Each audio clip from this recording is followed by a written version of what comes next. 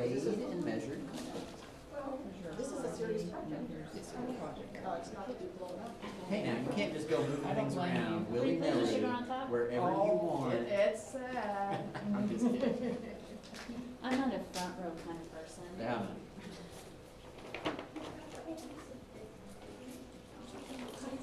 I like the 2/3 to the back kind of.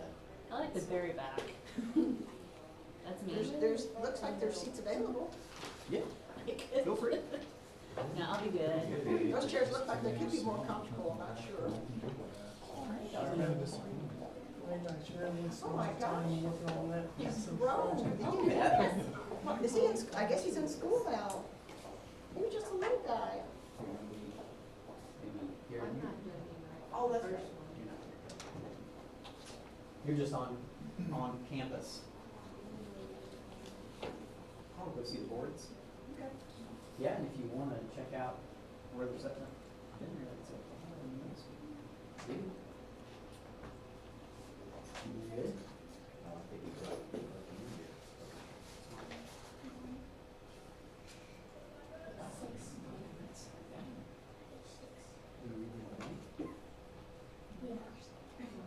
Where did you get 60?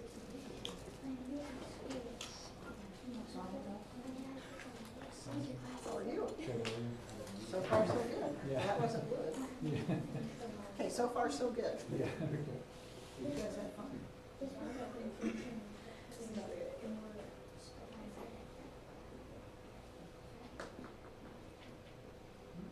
Well, you won't have 14 you have to clear out. Some of them will be moving the presentation boards to their time. How old is your little guy now? 8. Gosh. Time flies, doesn't it? Yeah. He's in 2nd grade. Oh my gosh. It's terrible. Jesus, keep looking at me. He's still pretty. I can retire. This is my 14th. I thought, how did it seem like maybe 2? Oh, how? 4 years. Got away. Time just goes fast. As my priest reminds me, the older you get, the faster it goes. And I think so. It's true. He's 90. Hold on. Nate, you doing good, man? Yeah, what about you? Good as can be expected anyway? Yes, sir. Fine, fine, fine. I'm gonna go ahead and click you in, just so you're loaded up. Yeah.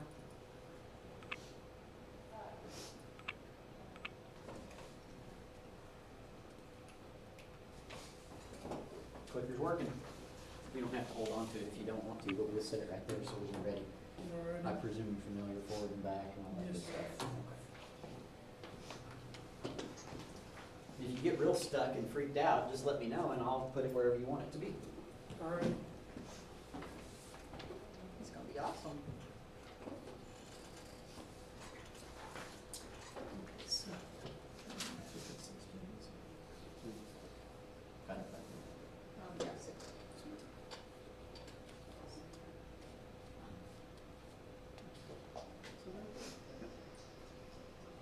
Awesome. It's We're 4 minutes early, we can start. Well, we could, but you know, somebody probably would be here. If not.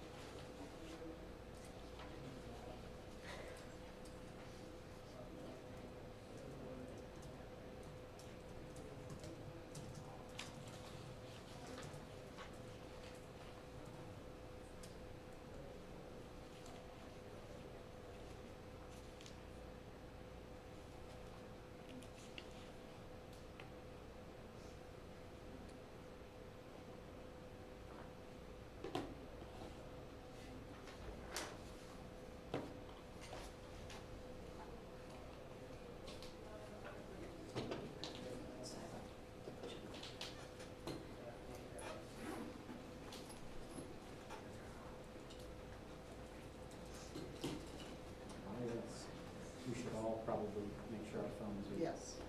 if you have your phone, please check to make sure the silent, you're on silent, please. I make that easy on myself by never ever taking it off silent. Nobody, I don't know why I bother, because nobody's really calling me, unless it's at the wrong time, and then you get, my sister called me one time right during Mass, and that's Father Wall's big thing, and I couldn't get it shut off, and I finally got it hung up on her. She calls me back, I'm thinking, oh my God.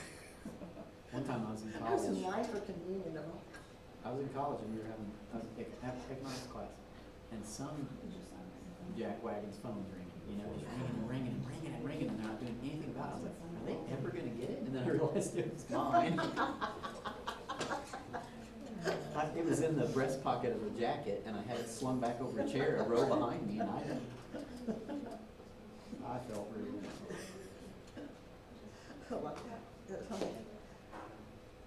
Because I, you know, well, any minister, I'm sure, get those phones out during church. Then, good grief. I use my Bible online, and down at the far right-hand corner, right where you want to scroll with your thumb, there's a little button, and it'll start reading it to you.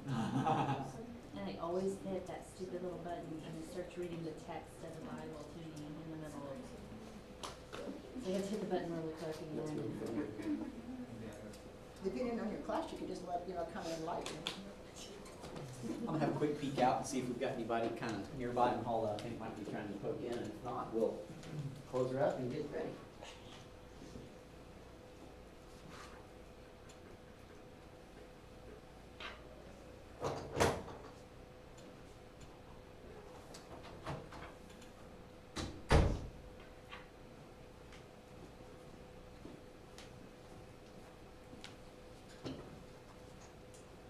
We'll be ready when you are.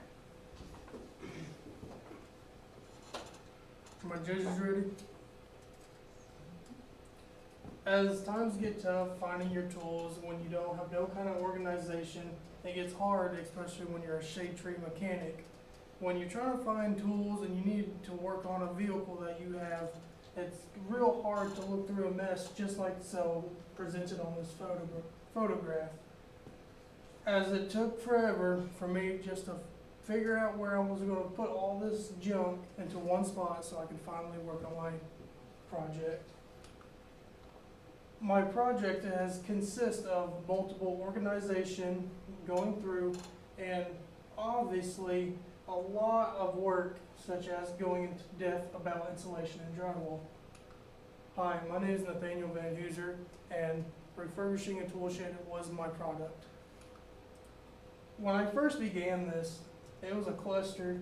There's really nowhere to start, and in your mind, you're wondering why you even chose to do this. But at the end of the day, you would appreciate it as much as I would. If you're like me, you need your tools because that's how you make a living, is your tools. The way I say it makes a living is because I do add-ons for people on their buildings, and I also fix cars for a side job, and I need an organization for a tool shed. When I first got it all cleaned out, I looked at it, and when I first glanced at it, I thought it wasn't going to be as bad. But as I looked closer, there was mold, and weather has gotten to the building real bad. Once I properly fixed all the spots where mold was, I had started on my insulation. The insulation I used was R11 graded insulation. Insulation is not real fun to play with. You gotta be experienced with it, and you gotta be brave. This insulation carries fiberglass, and fiberglass is a microfiber that gets into your skin pores, and it gets your skin real agitated, and it's real hard to get out if you're not wearing the proper equipment to work with it. My insulation board, I use it on the ceiling because it's much lighter, and I didn't want to really work with insulation rolls because once you have it up in the air and you're looking up at it, that fiberglass can fall down and get in your eyes, and it's really not a funny situation to get into. but it hurts like no other. On the back of the walls and the front of the wall, I used rolled insulation because I had lots of rolls left over, and board insulation is way more expensive. So I went the cheaper route on the walls, and it is real important to keep your side pieces you cut off because they can work perfectly in gaps that you don't want to ruin a whole new board for. So the spare pieces I got from my ceiling, I went ahead and reused them in the smaller gaps along the sides of the wall. The beginning of the drywall, it was not a hard job because the inside of the refurbished tool shed, it consists of an 8-foot by 12-foot dimension, and when you lay down an 8-foot sheet and it's 4 foot tall, that is the perfect height from the bottom wall, and you can just zip it right up. But the other one, you have to cut down to another dimension, and you have to be precise about your cuts because one small inch could mess up your whole project. The middle stage was kind of hard, is because I had a drywall jack, and a drywall jack is a 4x8 stand that you lay your sheet on, and you have to level it out perfectly for it to properly work. And what I did, I raised it up since I was by myself, and I started the crowning process. The crowning process is when your two sides come to meet at the ceiling top, in which people call this a crowning, or it's called an A-frame, because it's in the shape of an A. And this procedure, the drywall alone consists of 2 weeks of my time, because it was just me working on it by myself. And it's not the easiest because drywall, that's 1/4 inch drywall, and it can get pretty heavy over time of holding it over your head. The final stage, this consists of lots of mudding and a lot of weird cutouts. I could not get the exact dimensions on this because the original owner who had the shed before me, he did not level that door out into the exact middle, so I had to make different cuts as I went along. This shed had consisted of 3 to 4 hours a day for 4 weeks, and it had finally came out to the proper usage that I really intended it to do. Now I can store my tools and don't have to worry about looking around, so I can do my jobs around the house. Thank you. Do my judges have any questions? So you mentioned that you already do some add-on work, so what type of other work do you already do? The work I already do, I usually travel up to West Plains, and I help refurbish on roofs of houses because I can shingle. I've been doing add-ons and drywall and shingling roofs for 3 years now. So it's a habit I just got into, and right now it's just a breeze for me to do. So it's an easy job for me as I go along through my high school.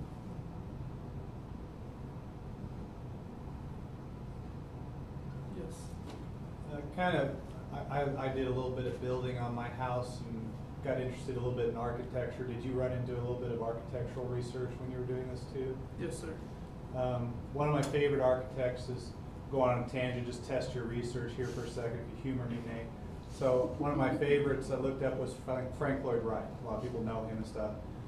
So test your knowledge on this. Do you know what year he was born? What was his name again? Frank Lloyd Wright. Sounds like a pretty old name. In the 1800s?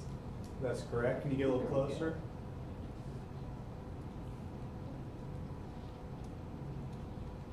1865? That's right. Very good. Good job, Nate. Thank you. Knew we did it.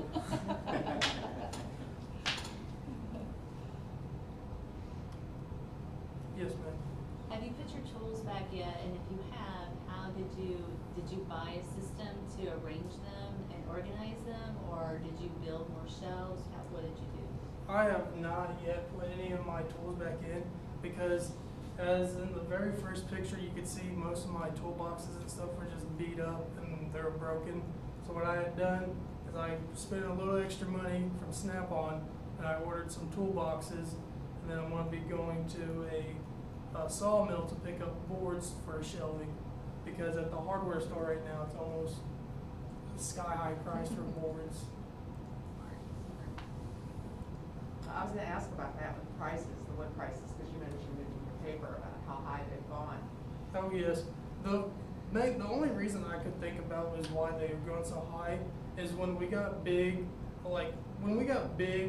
elections like the Biden one, this had thrown up so much errors in our community and stuff that it's just really hard for people to get back to work and not make a profit when they've been out of work for so long, so they have to make a profit somehow. And with that, they have to up their prices. So, and from my point of view, I honestly think from about 2 months from now, prices will drop back down.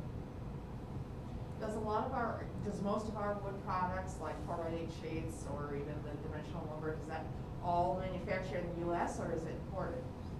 It really just depends. Like your regular 4x8 3/4 inch pressed wood, all that is chipped wood just pressed together with glue. And usually you can get that at your local sawmills in town. Like our local one would probably be in Douglas County, right there by Blue Buck Church. That's where our hardware store gets most of their wood too. Now, how big was this storage building? It was 8 foot wide, 12 foot long, and 9 foot height wise.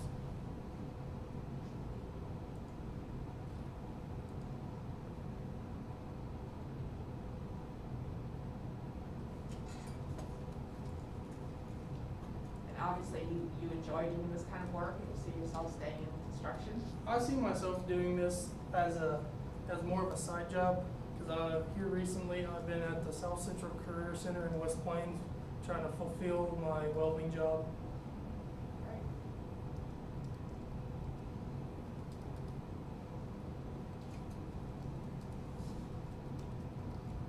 Does that satisfy everybody's?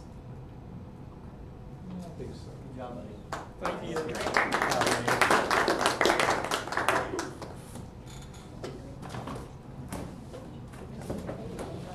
you're fine.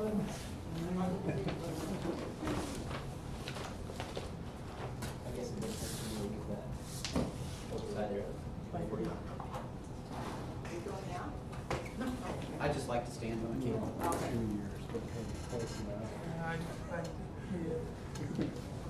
I'll get it over. Thank you, man. You did a good job. He's a drifter. Yeah. No, I don't want to see Leslie's weird. Okay, if you do, I'll be over here then. Okay, I understand.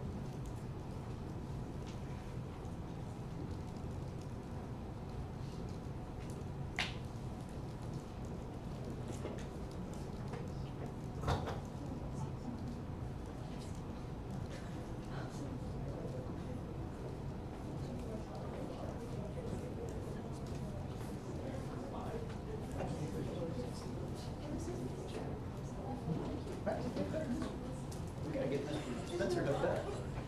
This chair's kinda. That was one of my deals when I stayed with, they can get me a better chair. You got a bargaining chip. That's about as good as it gets in the teaching world, isn't it? Yeah, I want a better chair.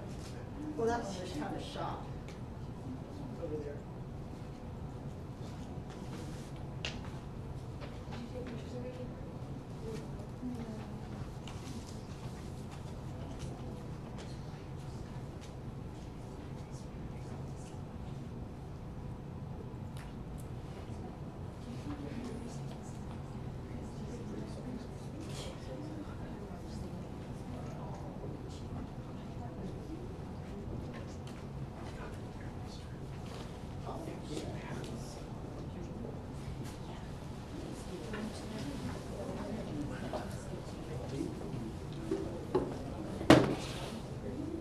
Thank you, Brandon.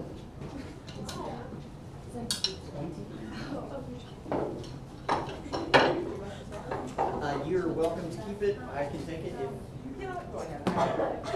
It would end up in a pile where. Yeah, exactly.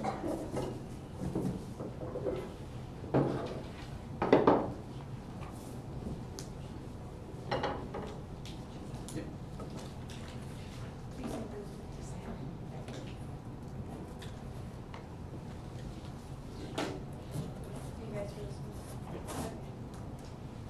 Some people were leaving, I don't know which one's which.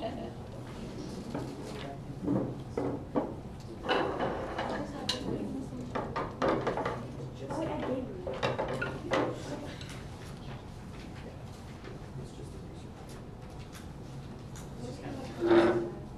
I'm just gonna stack them up back here, and that way we can at least get the microphones back.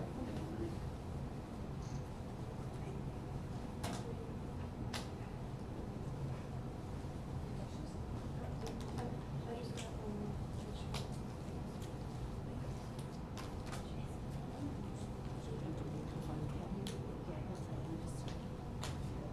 Yeah, you just got it. I'll go ahead and load you up then.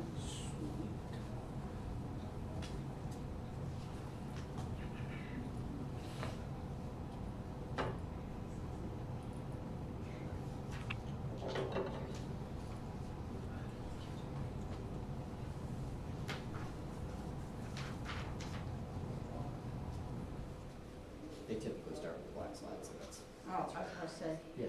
why do we have a black screen? The judges are all here. Just go in and get your switched out, so. Oh, Yeah, that's it.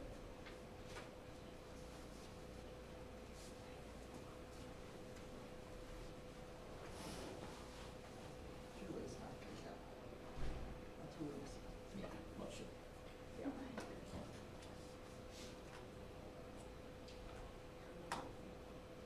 Nice product. Thank you. Yeah, that's good.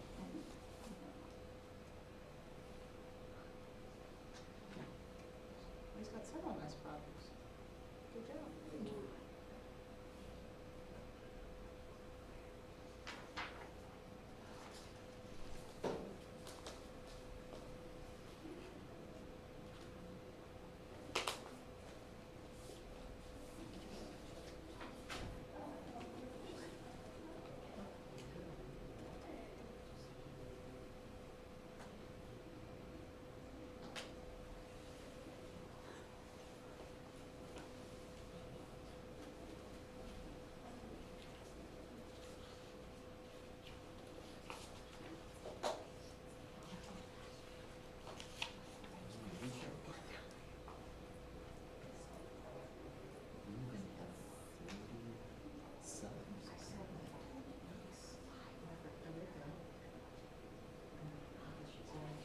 This is a professional election.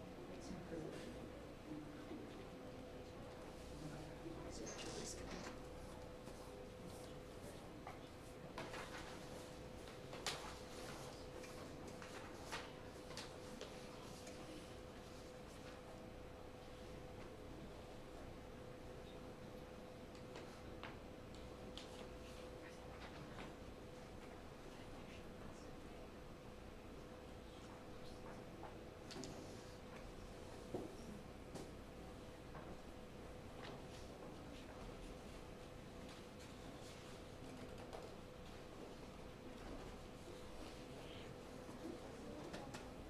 I like the suit jacket, man. Good choice.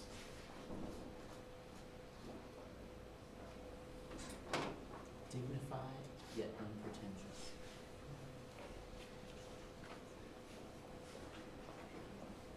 Colors look good. Yeah, it does. You may remember it's good old Bryce days. Well, and I'll tell you what, for a guy that made a rocking chair, it evokes a sense of Norm Abrams that makes me happy. The new Yankee Workshop. You are absolutely right. Yeah. You need like a New Englander accent though. That's not gonna happen.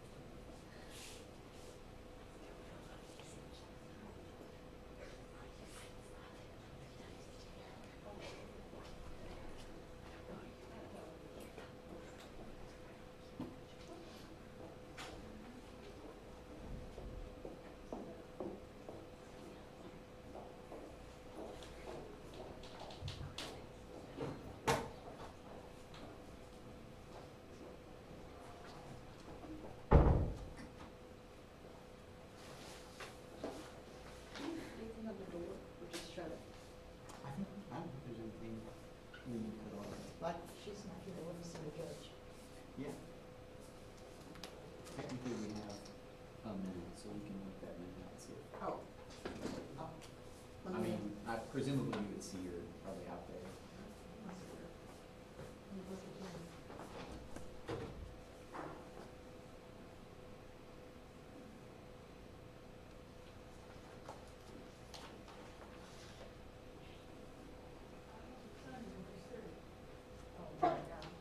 Did he survive?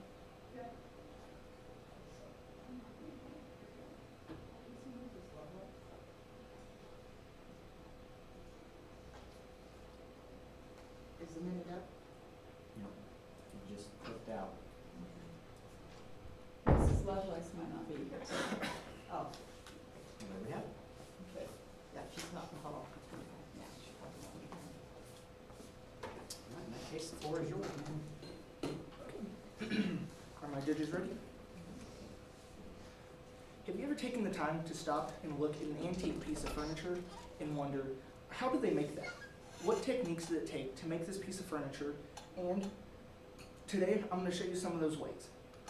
Hi, my name is Austin Burgess, and this is old-fashioned woodworking. Now, I've been doing woodworking ever since I was about 10 years old. My first tool that I ever picked up was a hammer and nail, and it's something that I've always been interested in and thought that it would be good for me to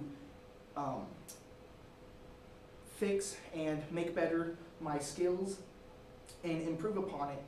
And so I decided to choose a product that would be challenging, but based off of something that I love. So I chose a rocking chair. They are simple, but at the same time, they take a lot of effort and they have a lot of complexity to them. Now, my research began on wood bending and wood lathing, which are two of the main parts of making a rocking chair. Wood bending is taking a square piece of wood and soaking it in water so that it can absorb as much moisture as possible.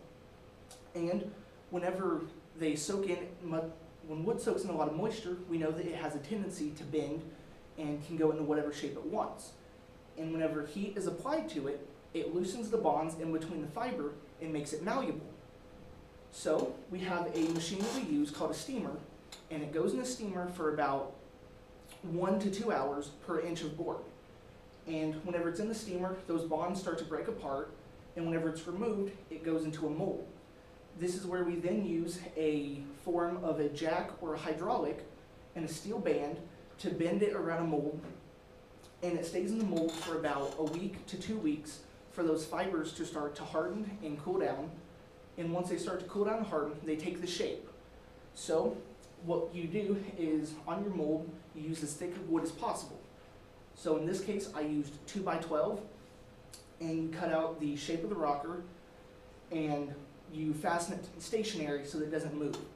And the purpose of the steel band is so that whenever you start to bend, wood actually has a tendency to start to stretch at a certain point. And the band prevents it from stretching with 2 blocks on the end. Now, people call it wood lathing, but it's actually called wood turning.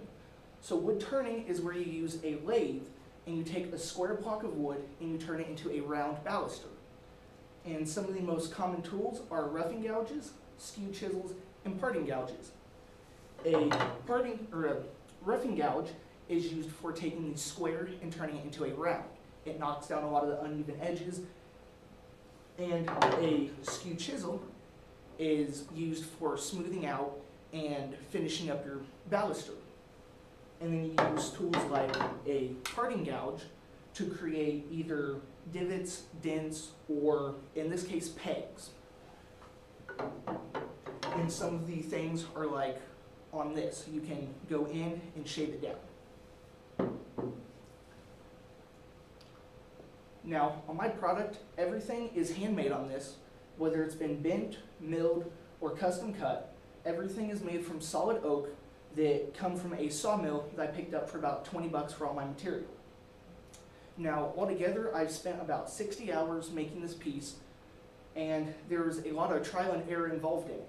So, all over the internet, there is no templates. All chairs are built to custom size depending upon the person who you're making them for. And there was a lot of challenges along the way in making this, such as drilling angles. So angles can be a pain. In my case, my drill press only tips left to right, but we needed it to tip forward and backward. So we had to create a jig so that it would put it at the slope that we needed to drill the holes for the back of this.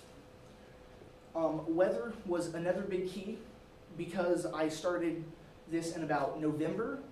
It carried all the way through December into February, and I was doing a lot of my sanding and stuff out in the snow, which wasn't fun. And another big thing was lining things up. So whenever you're trying to do something this complex with this many angles, things have a tendency to not line up.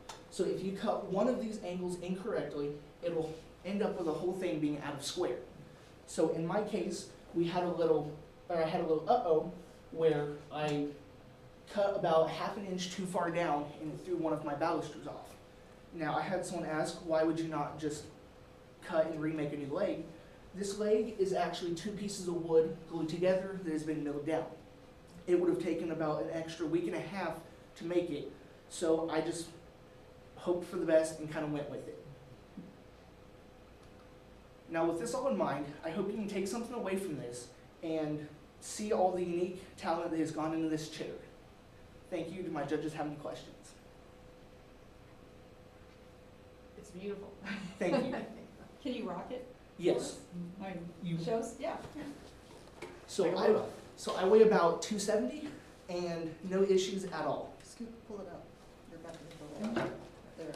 You don't want to damage the product. No big deal, just nice and smooth. To be honest, Austin, I said it Did you? That's fine. Any other questions? I love the round of the back. You know, sometimes it's almost flat. You see some rockers or a slight bow. I really like how you did that round. And on the a lot back. of them, so a lot of people actually cut them out, and whenever you start cutting out pieces, it has a tendency to weaken it. Did you have a mentor for this project? Yes, my mentor was Mr. Bell, and he helped out a lot in a lot of the problem solving, but a lot of it was done at home. Yes. What kind of wood did you say you made it out of? This is a solid oak rocking chair. Now, a lot of people prefer to use cherry and maple, but I went with oak because it was what I had available. So what are you going to do with this piece?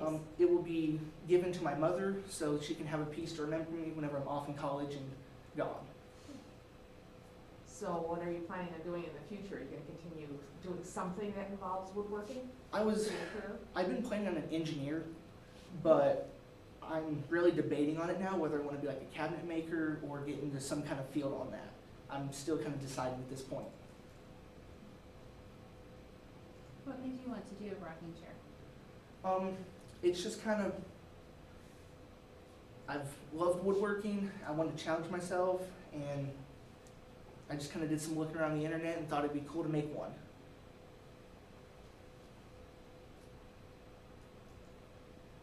Any other questions? Do you watch a lot of PBS or, you know, the television shows that we were? No, I don't watch a whole lot. Occasionally I'll flip through some magazines and stuff, but that's about it.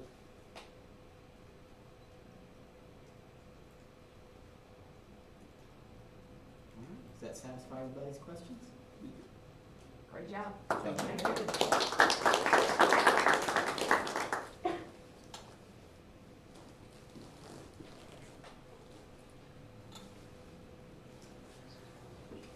And if anyone would like, I can pass some of these around if someone wants to see them or anything. Did you make the rolling pin also? Yes, so the rolling pin was turned on the lathe. It's just kind of an old-fashioned stationary, you just use your hands. I meant to ask, you said you had your specific lathe. Was it your lathe? You already have it? We have one in the wood shop, but I finally broke down and bought one, and they're worth it. I bought one for about $300 at Harbor Freight. And how about the steamer? I'm sorry, I missed more No, you're good. questions. Did you have to create your own steam room kind of thing, or? Have one over here. So my steamer is 3-inch PVC pipe, and it's a wallpaper steamer, and a hose feeds steam into the chamber. Smart.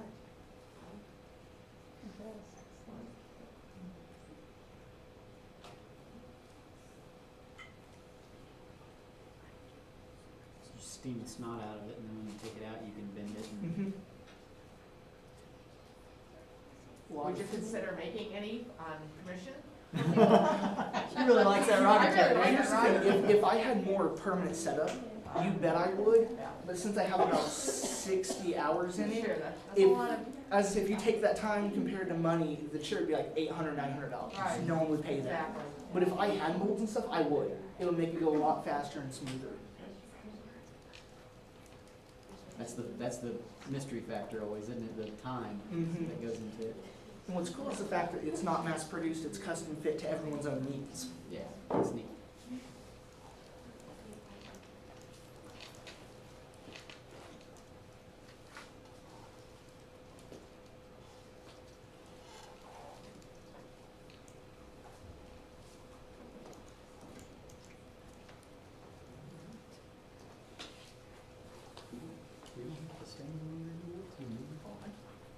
It's cool. That's if we don't You turn this out in the shop too? Yep.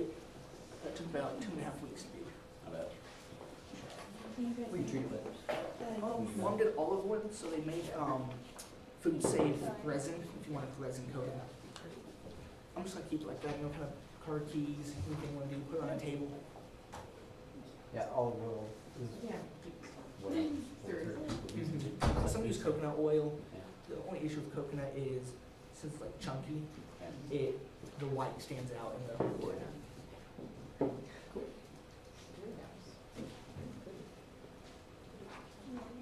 Yeah, we can.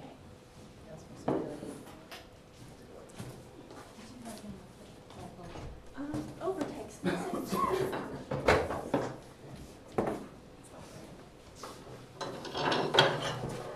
I think if you didn't come home with a chair, it would be no more awesome. Because my mom worked at that time. You might wanna come this way, Yeah. so you don't hit computers or people in the head.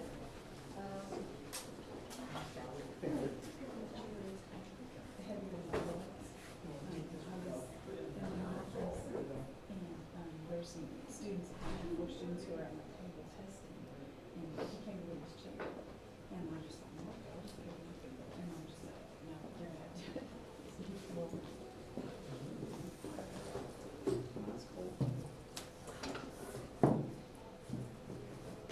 That's at least about as not obvious.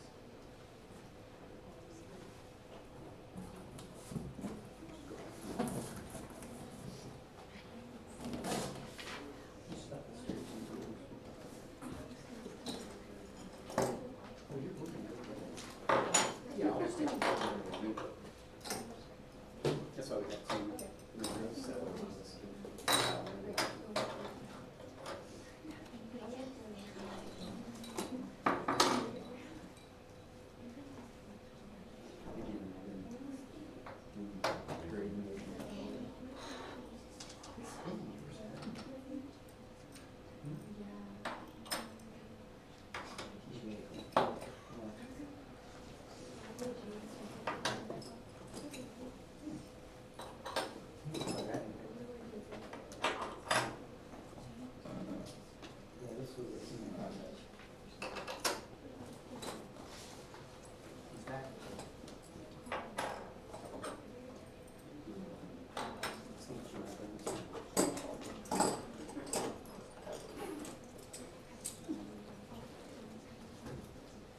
You get ready for everything in one time. Tomorrow we will finish up that testing, and then we have 2 weeks. What is the next? No, the next huge. Steam first off, And then I'll work on schedules for next year. But yeah, Mine it's like this. How about you? is, Well, I don't have to do any. You're not off. oh, I'm not here right now. I'm not here. Well, see, I did one today. But you're back here, it says. That I'll just algebra, sit, so yeah. I'll just sit. Yeah, it's not my daughter. You wanna go grab some dinner?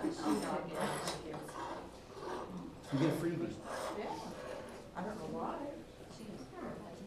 Maybe it's, It may have just filled up with an Yeah, it's possible. I don't know nothing about it because I, first of all, can't read that They far. wouldn't have a Um, input for it. But it looked like. Yes, it was it's put in the pretty code. good. It's not gonna hurt you down. Really hard. It's not gonna break the system. She was asking her friends.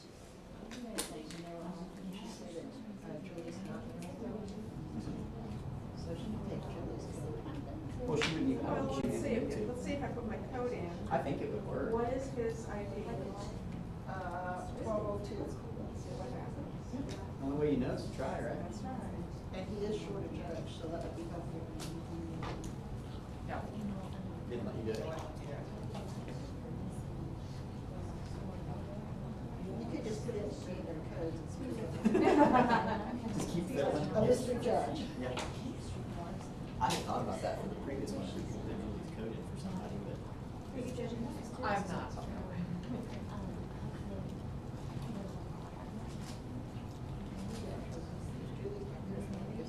It's like,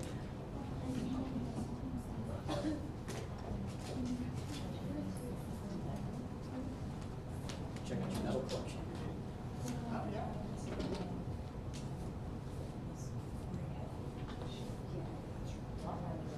Nice selection there. So, what do you tell us like, these are this year? This year.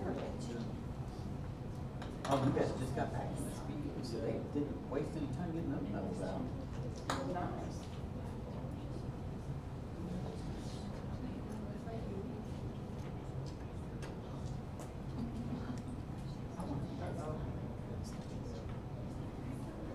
I may be in the 80% don't regular exercise.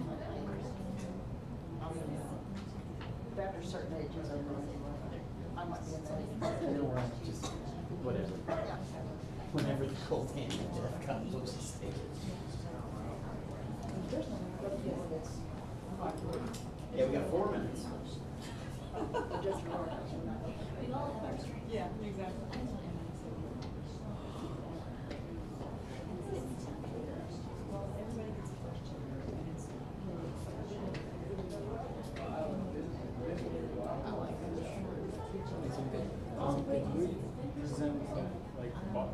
It's up to you. I think open's fine.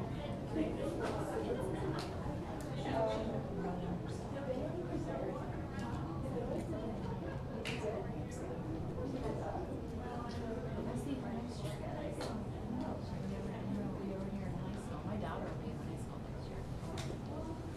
Keep your eyes on her all the time. I'm really sorry for the boys because you're not gonna date him. They're probably gonna get scared.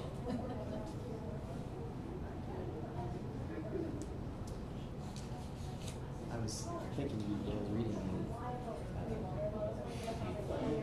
that I've had forever. But it's basically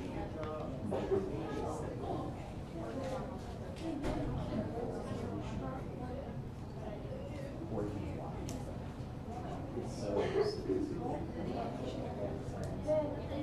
And it's just very well researched. It's talking about how it just, I mean, necessary components to get the amino acids to form in the right concentrations. And even if they work in the right concentrations, which they're not, you might be looking at this and when you get rid of that monthly statistical property, the proteins and everything, you're talking about, having nucleotides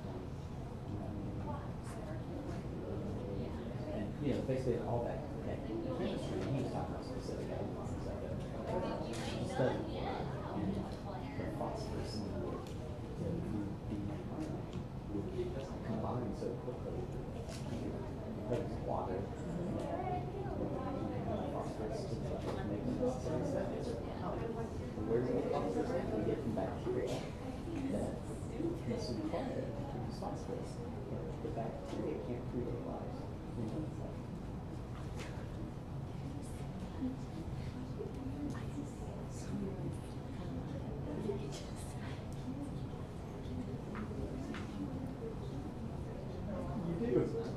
Well, it's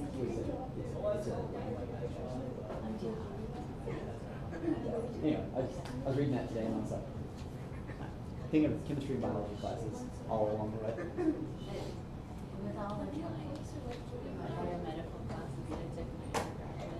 if you take all of those, there's no way. Yeah, doesn't make any sense at all. Is it 5:40? Almost. Okay, let me know. We are very close. Because that's the second time I've seen 39 on the watch. Well, I was gonna say his clock, I don't think is right. We should fix it.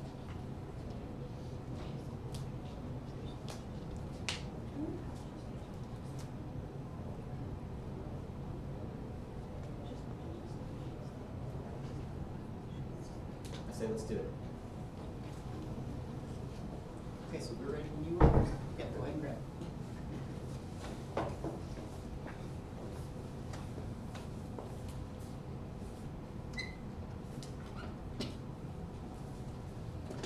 Are my judges ready? An article, and it will do your heart good. Isaac Elias states, the change can be very challenging, but ask any person with congestive heart failure if they can go back and make different choices concerning their lifestyle, they would most likely do it. We can start making preventative choices right now in order to keep our hearts and our bodies healthy. The primary choices we face are being physically active and proper nutrition. We are all familiar with Sir Newton's first law of motion, which states, an object in motion will stay in motion unless acted upon by another force, and an object at rest will stay at rest unless acted upon by another force. People who have been at rest for a very long time will find it very difficult to become active routinely all over again. Hello, my name is Daniel Fursov, and with my senior project, I wanted to make healthier choices and persuade others to do the same while stressing the importance of physical activity. 30 million people are diagnosed with cardiovascular disease in the United States. So about 735,000 Americans get diagnosed yearly with cardiovascular disease. 610,000 to 655,000 Americans die from a cardiovascular disease every year.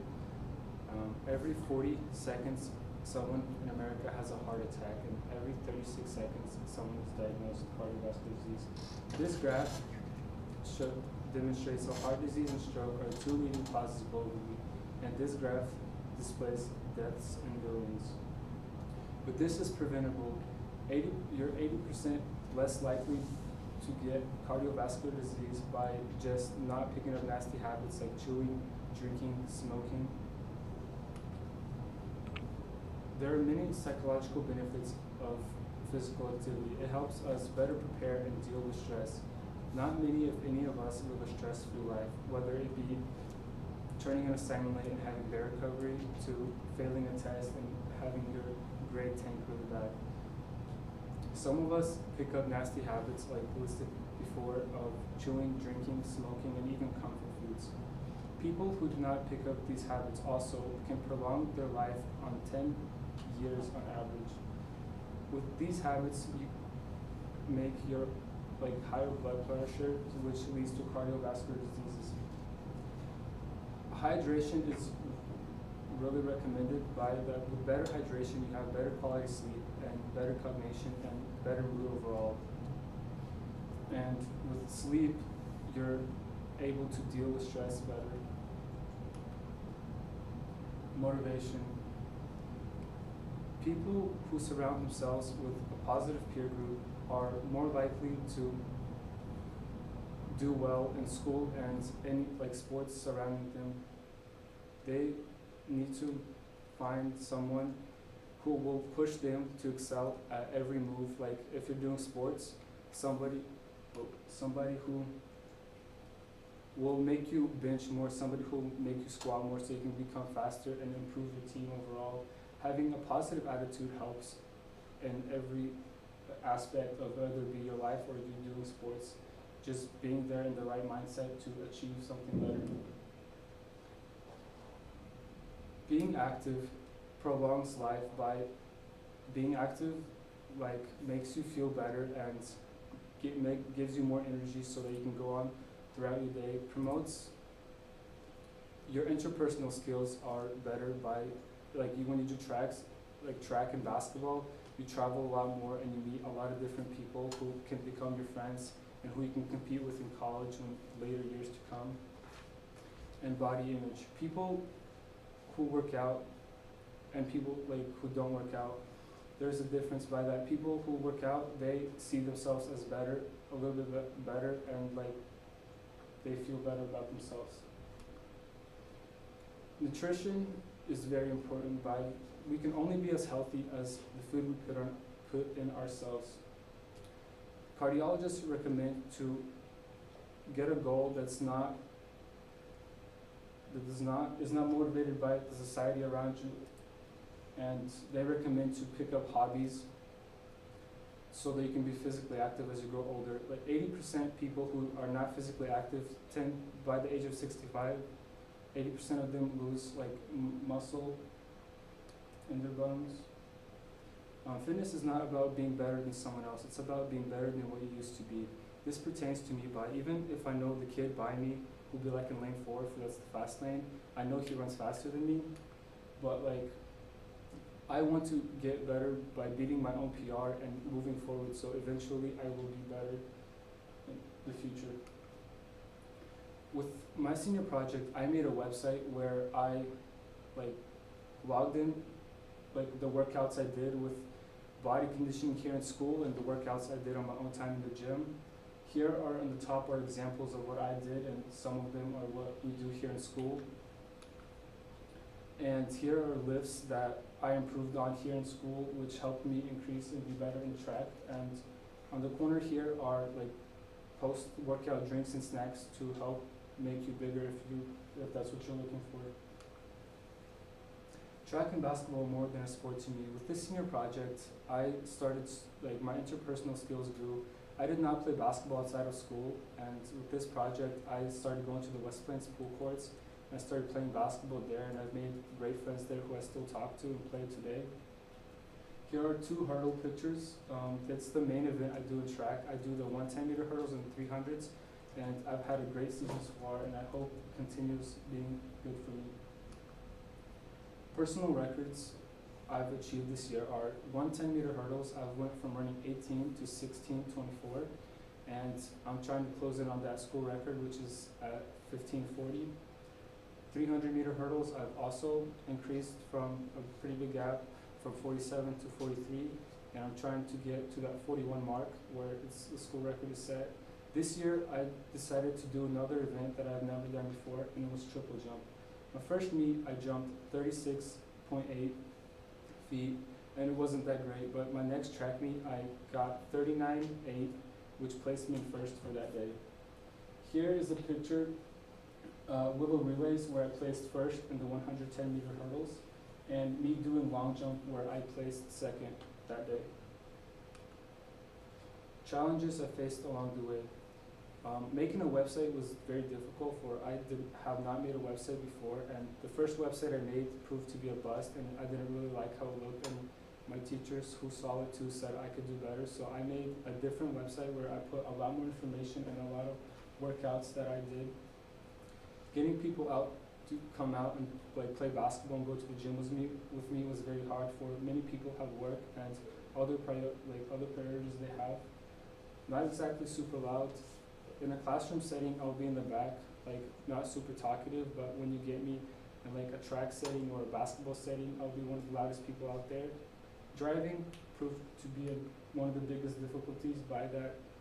I live in Willow, and the first 2 months of working out, I would work at body conditioning, but I also go to Civic Center with a few friends to get a better edge in track.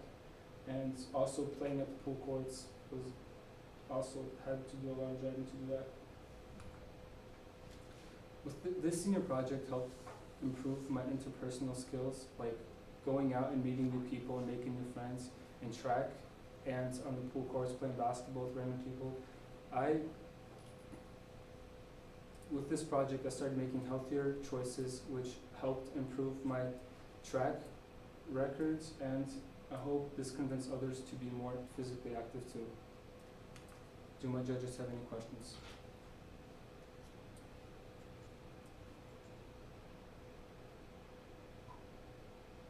How many PRs have you reached this year? I've broke all my PRs a few times this season.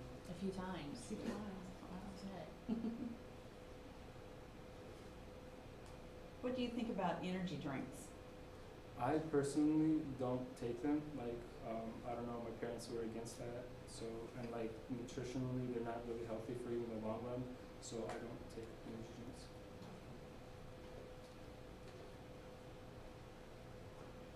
I know that high protein drinks and diet has been encouraged have you noticed that it actually increased your muscle mass?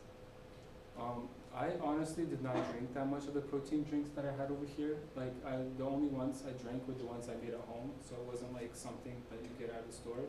And the other protein I took was Coach Max PB&Js. That's all the nutrition I took, like working out wise. But did you notice that it increased your muscle mass any? Did you gain weight? Did you lose weight? So my sophomore year, I weighed about like 180. Then I dropped to like 165, and like this year I'm back at 180. So I think I gained weight with working out.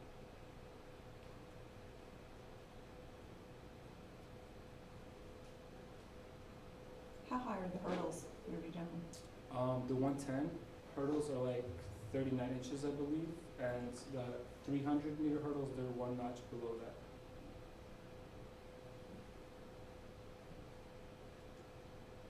Can other people use your website, or is it strictly for just your own personal recording of things? I posted it, so yeah, people who like have the link to it, they can look at what I did. But it's not something that they could use for their own purpose to be able to post their own things and give you comparisons? No, it's just what I'm the author of it, and no one really can change it.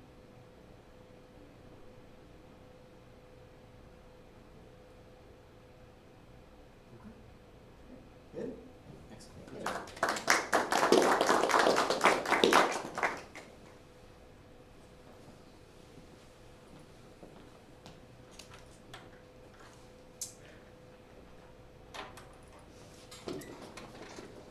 How many medals do you have over there? 16. 16? Yeah. Doing all right. How many track meets have we had this year? Not everyone went to all of them. Like Hillcrest was a qualified meet, but I think we had like around 6, maybe 5, 6. Are you going to state this year? I'm ranked like 7th in our class right now, so I could. In all 3 of them, or in just the hurdle? What do They're you think? both hurdle events. My long jump and triple jump are really lacking since I started this year. Mhm. Good luck and good job, and good job tonight. Thank Good you. job. I love the shirt, it's nice. Yeah, that was a good call. That was a good call. Very good call.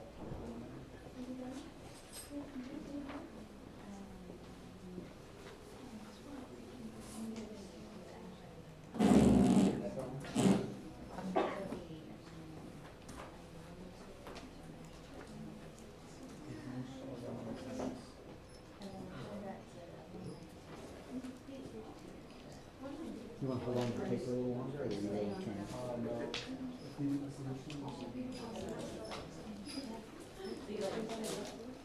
Keep Claire in line.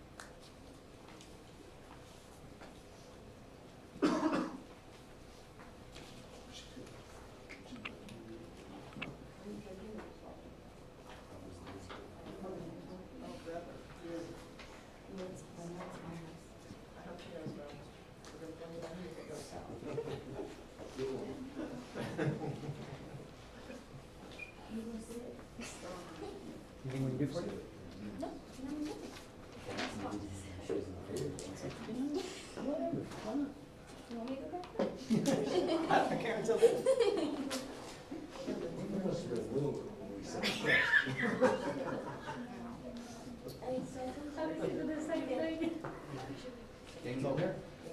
Awesome. You have 6 minutes, the longest 6 minutes of your life. Thus far.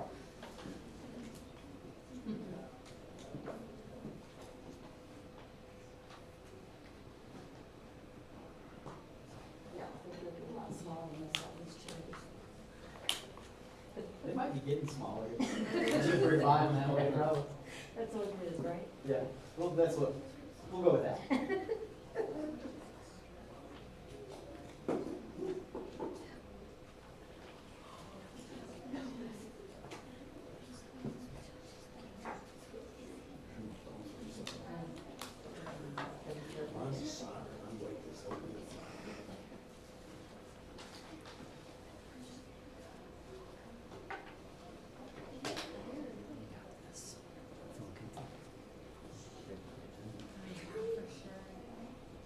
Is that in the cricket? Yeah, I would search for it in the library. And then when it was I've seen it. Have you had an opportunity to hunt this thing? No. I don't know. We should put a floor in. it can be blue. It's white on white. Yeah. We put some old deer down there. I like it. Thank you. Although you're night hunting, I don't know if that's appropriate.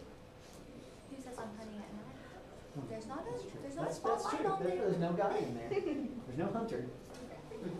There could have been. There could have been. We talked about that.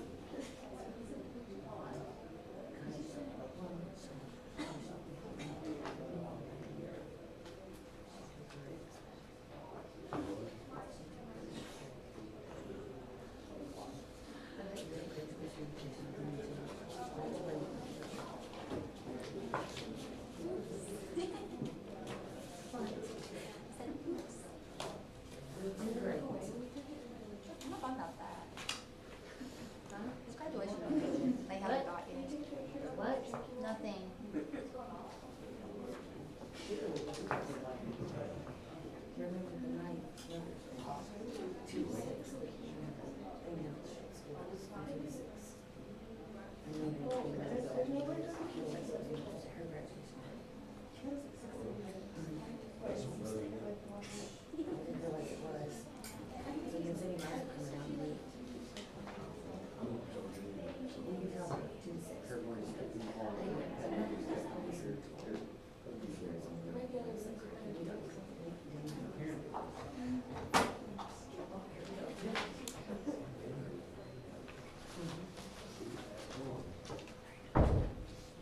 assignment, we'll be ready for you.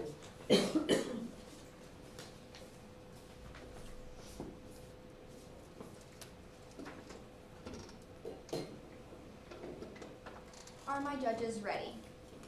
Ever since I was 6 years old, my mom and dad took me and we all went hunting. And this was my first youth season with my little white little camo 22 gun. And that I didn't know at that point, but on October 31st, I actually ended up shooting my first deer, which has soon came into an every year thing and one of my most loved passions, and I couldn't imagine my life without it. Good evening, and I'm Christina Riley, and this is Deer Hunting for Wildlife Management. Why is wildlife management important in today's society? This gives us many benefits which helps. It protects almost endangered species, and it restores other lands to bring in new animals, and it also provides food to other people, and it helps keep our population under control. Protecting endangered species, Manny Meekirk, he actually is stationed in the hills of Africa. He saves the white rhinos, but on the poacher's moon in July 31st, the poachers actually came over and they shot the very last white rhino, which took them down to extinction. They moved the black rhinos and all the other rhinos to a sanctuary. And moving new species into areas. Greg Hodge, he proposed the 2019 duck and pheasant plan. This is implemented in Minnesota, New York, Montana, and New Jersey. This is to restore the wetlands and bring new pheasants and ducks, and to also bring more people in to come hunt them, and just to be a pretty scenery for other people to come, ride bikes, and everything. And it cuts down on overpopulation. We have a huge problem in Howe County.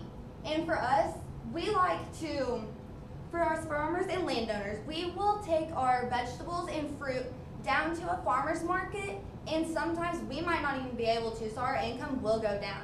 And that's due to deer coming into our gardens and eating all of our fruit and vegetables. And big corporations, they have a big problem too, but it doesn't affect them that much because they can get pesticide, but sometimes it doesn't even work. And this helps reduce the risk of disease. The wildlife biologists are actually the ones who gives us three tags during bow season and 3 tags during rifle season. This helps a lot, and we are able to control our counties how we want them and our property, especially for landowners, so we don't come up with a whole bunch of issues. And reduces the risk of encounters with humans. Hunting seasons, they actually keep the roadways safer. And I know a lot of people who actually do get into wrecks and because of deer, because there is overpopulation. And whenever that happens, normally the deer will stop in the middle of the road and they will just freeze, and we can't do anything about it. And this can provide food for people in need. And trophy hunters, they will go down to Zambia and they will actually go to hunt deer because the Zambians, they don't have enough income and they can't get their own meat. And so during the first week, we actually go down, and the people who don't want their meat actually give the meat to the Zambians, especially in July throughout the dry season where they can't get no food or water. And this can cause disease spreading, chronic wasting disease, CWD. This is one of the most important and most seen cases I have actually seen in Missouri this year. And actually there was 28 cases, and I'm pretty sure I shot one that actually did have CWD. And bovine tuberculosis. This is found in elk, deer, and caribou. It is a virus that can be treatable, but they can also pass it on to our cattle, which is not something that we need at all. So for my product, I actually built a deer stand with the help of my mentor. We actually had to roll these poles out of his field, and we had to take them up to the sawmill. I don't know what I was doing. So we actually had to take a skid steer, which I actually learned how to drive, and it was very interesting.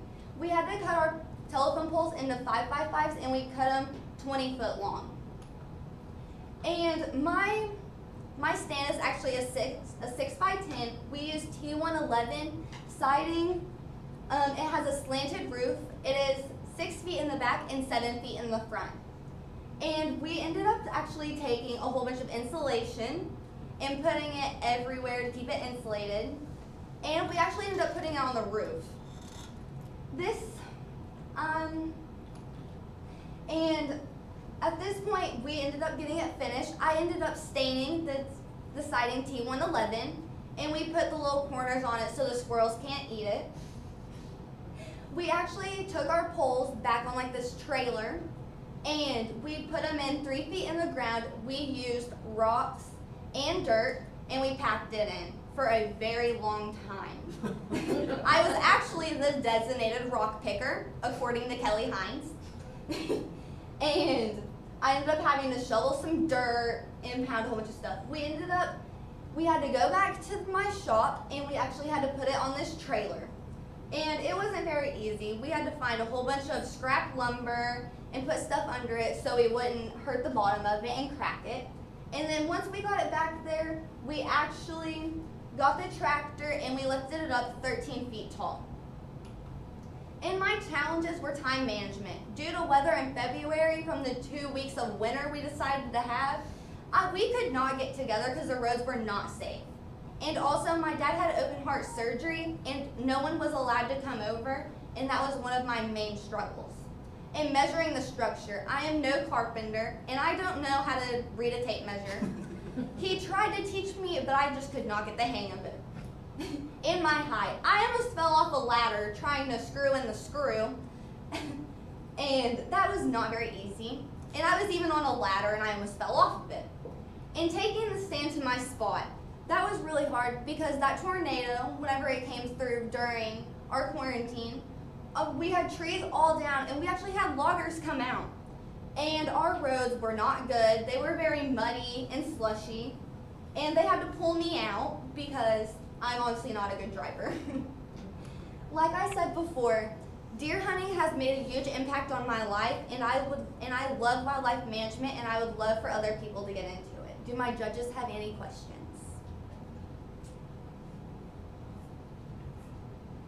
What prompted you to build though wildlife management is one thing. What Mhm. prompted you to build the deer stand? What was that? What do you mean? You didn't have one on your property already? Or Oh, no, you we needed a new did. one? I had like this tiny little one. Me and my dad and my mom, we all go hunting, but we don't really fit into that one. And I wanted a bigger deer stand so I can sneak my little hound up there. So did you hunt it this? No, I wish, but I plan on it. Do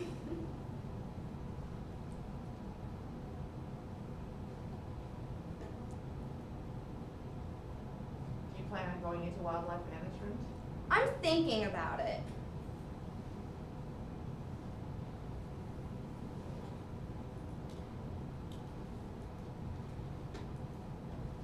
What's the biggest deer that you've gotten? Well, probably about 5 years ago, I ended up shooting a 10-pointer. And ever since then, I have not shot a big one until this year, which I actually shot an 8-point that I was stalking for quite a few months. And it finally came out, and we're actually getting it mounted. So how did you know that you shot one with that wasting disease? What's the Because its hair was like falling off, it was really skinny, and the meat kind of looked weird.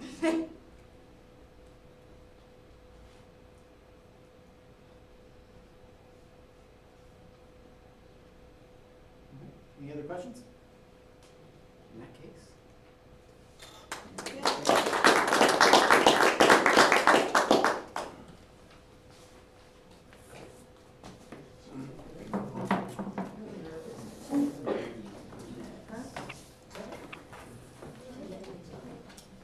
Thank you guys for your time.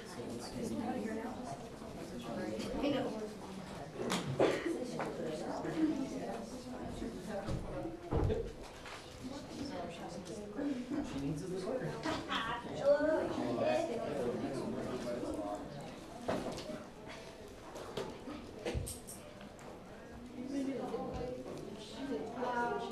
What's that? I I think she did, something like that, or she crocheted a blanket or something. Yeah, I think we're pretty good. I'll take him to the restroom. Oh.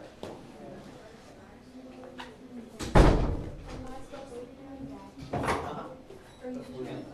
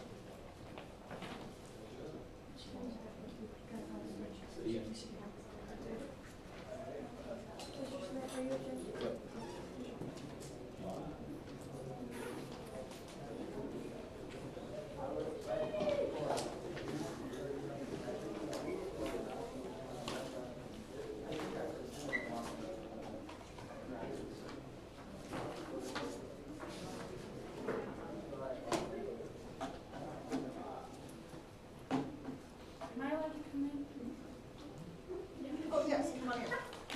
Sorry.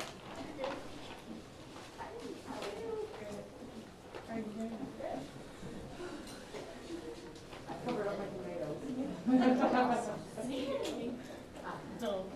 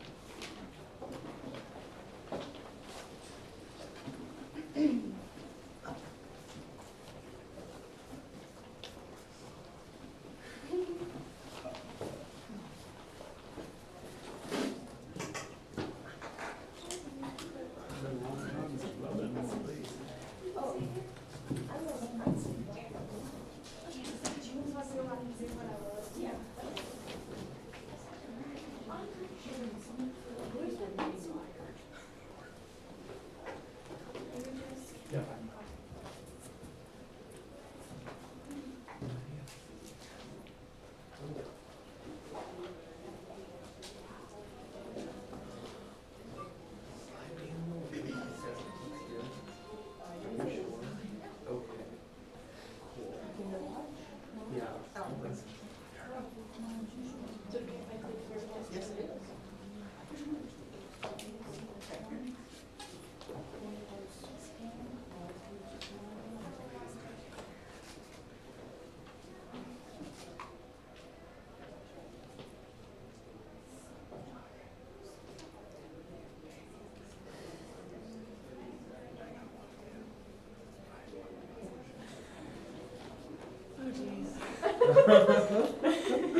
It's okay. Do you need to do the handshake? No, I'm good. Okay. Breathe in, breathe out. You can. That's right. It's gonna be awesome. Period.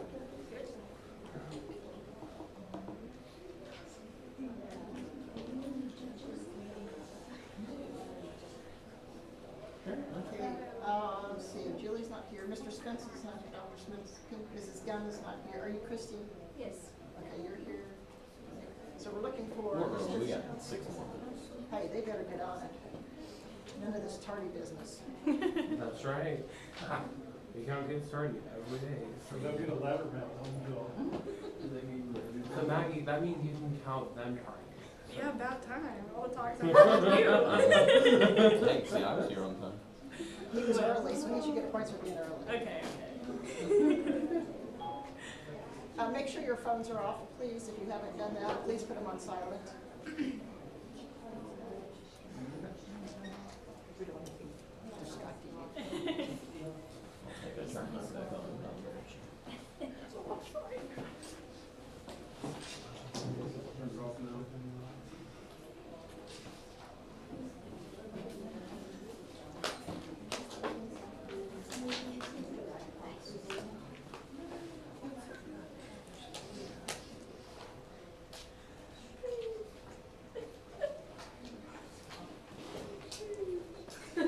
Have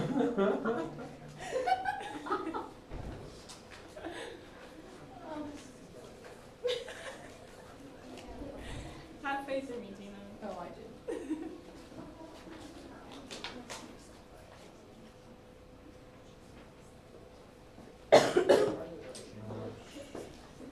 Freaking buggy. Come on. Yeah, they're good. I got both principals in here. You're lucky, Maggie. He's lucky. How much thanks we have. Oh well. Own it, like a boss. Yeah, no, no.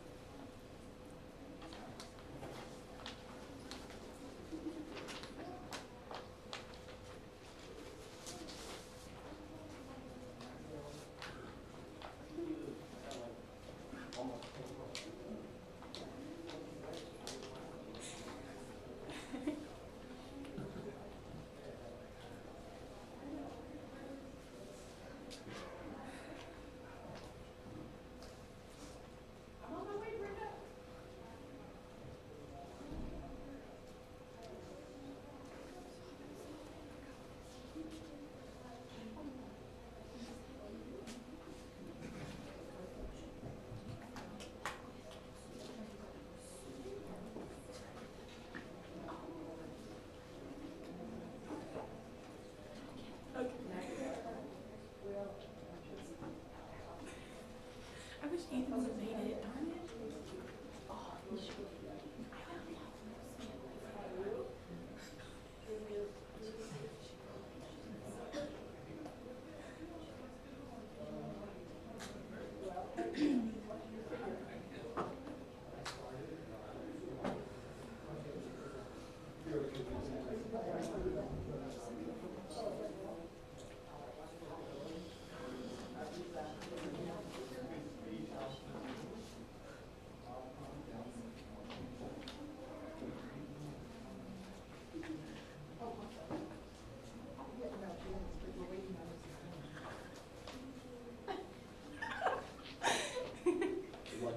Thanks, Ben. Oh,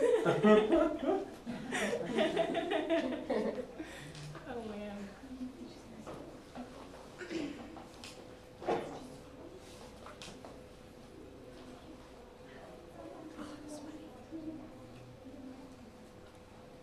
Everybody see my trifold, okay? Okay.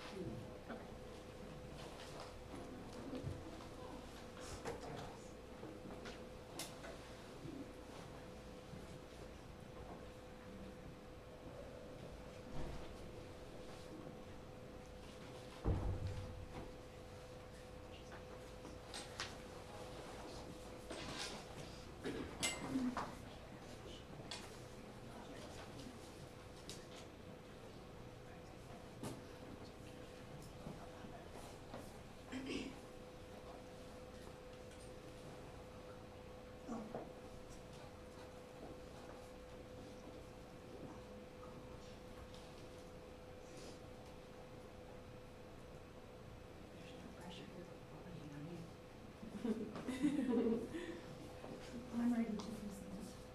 Mhm. You probably should, but it's her turn.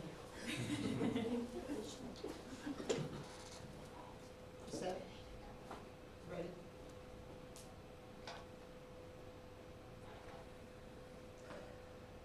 Are my judges ready? Yes. Imagine a world where we're not taught math, science, or English. To my fellow students here at Willow Springs High School, that sounds like a dream.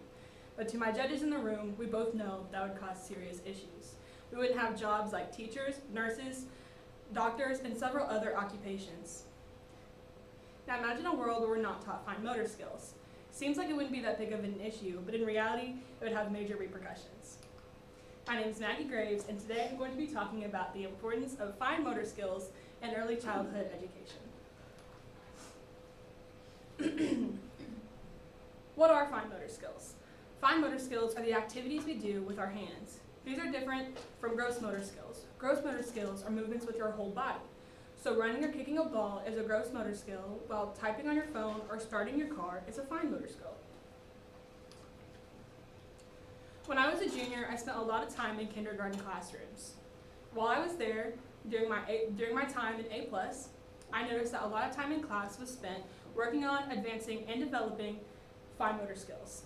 In fact, while doing my research paper, I found that 33 to 66% of all class time in kindergarten and preschools was spent on fine motor skills.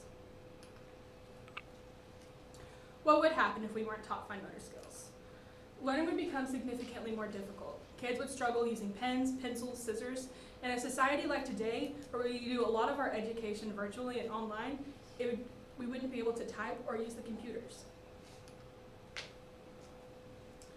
While doing my research, I covered 3 major topics: child development, fine motor skills, and crochet. I was able to take information from all 3 of these topics and turn them into a 10-page research paper.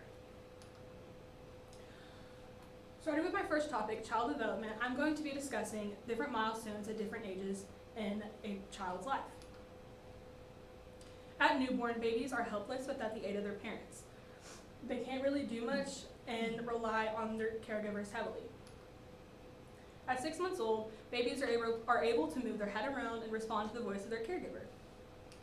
At 1 year old, babies are able to sit without aid, and as they get further into that first year and closer to 2 years, they will start standing alone. At 5 years old, kids are fully potty trained and able to balance on 1 foot for greater than 10 seconds and do things like somersaults. At 10 years old, the child is going to start puberty, muscle development is beginning, and they're able to start participating in athletics. Next, I looked at the fine motor research. I found that our fine motor skills come from the small muscles in our fingers. These muscles are a lot smaller than our arm or leg muscles, but they do the most. In fact, they do so much that 37 to 60% of things we do every single day involves fine motor skills. These are something that we will use throughout our entire lives. And finally, I researched crochet. Crochet originated in Europe and was based off of an old needlework from China. There's a lot of different stories about where crochet originated, but I found this story to be most prevalent. There are many different sizes of hooks in yarn, and I chose to use a size 8 hook for my project. I tried a 7, an 8, and a 9, and I found the 7 was too small, the 9 hook was too big, and the 8 was just perfect. With my yarn, I chose the correct density for my blanket, and I had about 4 to 5 stitches per square inch.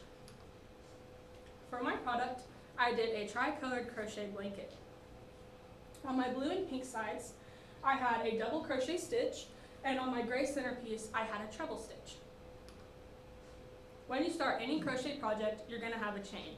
No matter what you're doing with crochet, you will always start with a stable piece. On the left, you can see 2 rows of a double crochet stitch illustration. On the right, you can see a treble crochet stitch. The height of a treble crochet stitch is about the same height as 2 rows of a double crochet. I did have a lot of challenges during this project, one of those being frustration. This project took me a lot of hours, and I thought for a while I wasn't going to get it done, but I eventually did, and I was very happy with myself for doing so. Another thing was mentor hours. I could only meet with my mentor 1 day a week, and life got in the way of both of us a lot. Another thing was finding the correct materials. Like I said earlier, crochet and crochet hooks have different weights and densities, and I thought it was just a hook and a yarn and you got to work. But finding the correct things to make the blanket and get everything I needed was quite a struggle. Although I had a lot of troubles with my project, I did learn self-patience and to keep going. I got mad at myself a lot because I wasn't working very fast, but I had to learn to be okay with the progress I've made and to keep going, and I got a great product in the end. I chose this product for one specific reason, and that is my grandmother. My grandmother tried to teach me how to do this whenever I was a little girl, and I never found the patience to sit down and do it. Now that I'm 17 years old, and I finally figured out how, I know she's very pleased with me. My grandma was taught how to crochet from her mother, and so it's kind of a tradition in our family, and my grandma never had any daughters, so I think it was very special that I finally learned this skill. In conclusion, crochet and fine motor skills might seem like something insignificant, but in reality, they have many benefits. And I would like to gift my first crochet piece to my grandmother.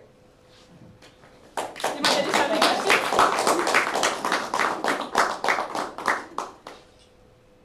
Will you continue to crochet? Absolutely. What would you do different the next time? I would make sure that all of my stitches are the same on the length. This is my first piece, so I wasn't for sure how to do it. As you can see, my blue side's a little longer than my pink side. Were you in the Sperry's crochet? I was for a little bit, but then I switched out to do the pep club class. Yeah. Gotcha. One of the, you used a couple of percentages, and you don't have to tell me exactly, you've got your sources up there, but can you give me an example where you got some of your data and information? It was just, whenever I did my research paper, I got everything off of Google Scholar. And so it was just from articles over there. Any other questions?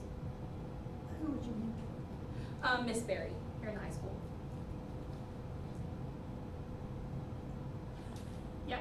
Do you, speaking of fine motor skills and doing it now as opposed to if you were done with your grandma when you were younger, do you think this is a good thing that you might think you would want to do with the younger child?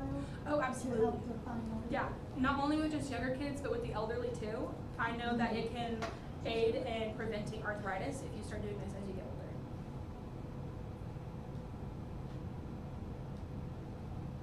Anything else? Okay, thank you guys.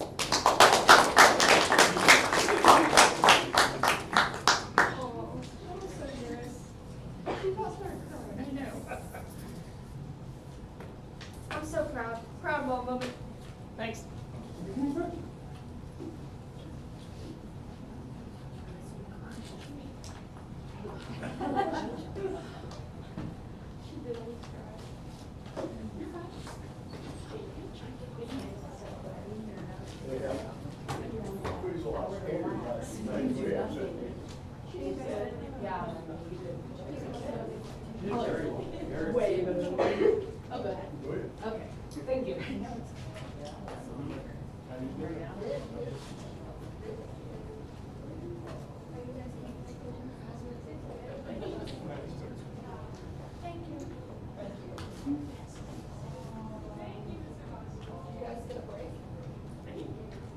We like rotate. Say, you guys need to get a little something pretty soon. One of you want to find the hot water? I could. Would you care? I can. Thank you. I think I'm in here for the rest of the month. I think you are. Yeah. We're not getting away. I'm trapped now. I love you.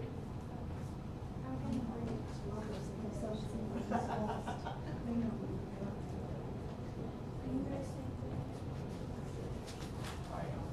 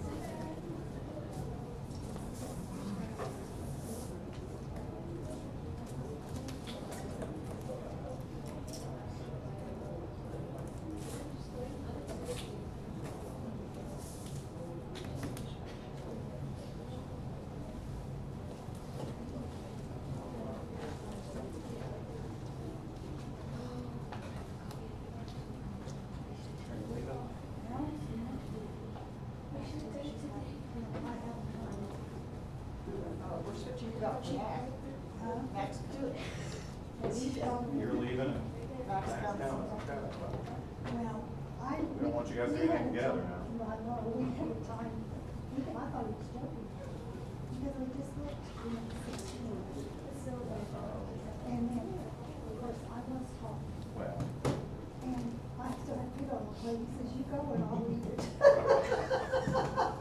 pretty good deal, right?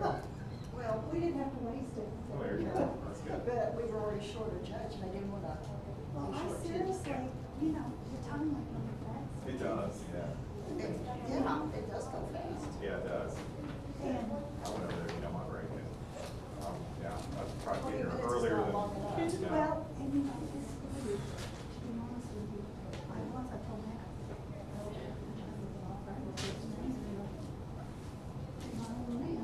What? Do you see the, do you have the clicker? Yeah, right here. Oh, okay, because I was like, well, what's right here? About to have, oh, where do you think it is? You wanna practice a minute before? Yeah. Yeah. Okay, let me see if I can get it. You're always here.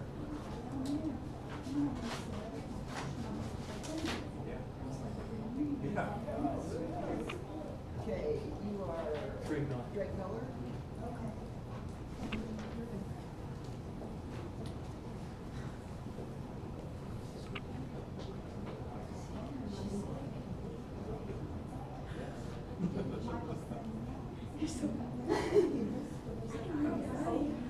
Yeah.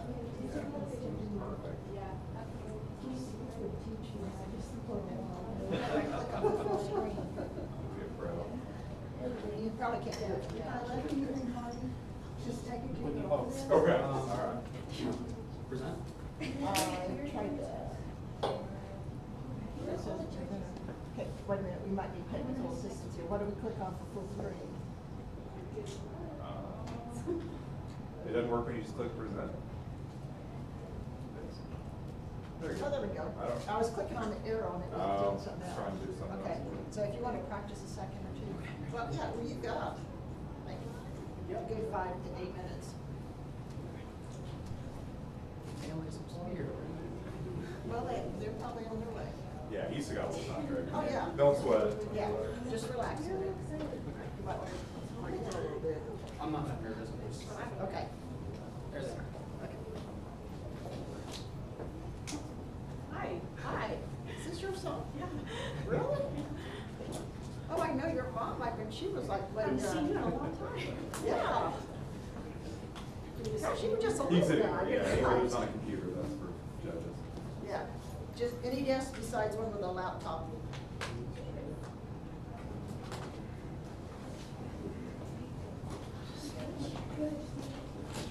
So how have you been? I haven't seen your mom either. Oh, like that. There she is. That's terrible. I'm gonna look at the board just a little bit. I can see it down there. Just want to see if there's no problems on much. We've got a lot of dirty looks. Okay. They were my goal was just to present unbiased for awareness, I guess. That's a tough topic, you know? Yeah, And stuff to do, to be, you know, right now, so. Well, I am really glad about the computers because a bunch of little girls are I want to hear, I want to hear. I saw him down there listening. Yeah, I sort of just took a headphones, I just kind of like, and all the kids are jumping around with little So I don't have kids for years that I don't know anybody, so. Yeah, a bunch of, yeah, people are like, oh, I'd pay to hear that, or I'd pay to. That's great. You want to waste your money on that? What's the name of the program? Oh, that's FL's good. What's the number of this? Yeah, it's honestly, it's pretty simple. Aaron, Christie's, Marty, Jennifer came back yet, and It's up to air conditioner. Yes, I'm sitting here, I've been holding all of them. I can't believe you're complaining. I didn't wear a coat. You got a flannel shirt on. It's not. You got all that hair on. Yeah. Well, you warm? Yeah, it's like a bear. At least maybe tomorrow the rooms won't be stuffy. One can hope. Boy, today was Oh, muggy. this week has been Well, awful. yesterday too with Oh, the the humidity storms. was Oh my goodness. horrendous. I was hot and that's unusual. I come prepared because I think we cranked the bear's den down to about 50 degrees. So it's, Well- because they were all the kids are Yeah. sweating and they're nervous, so yeah, you see Yeah. the I folks, get they it, do I their get it. best. Yeah. Hey, Debbie.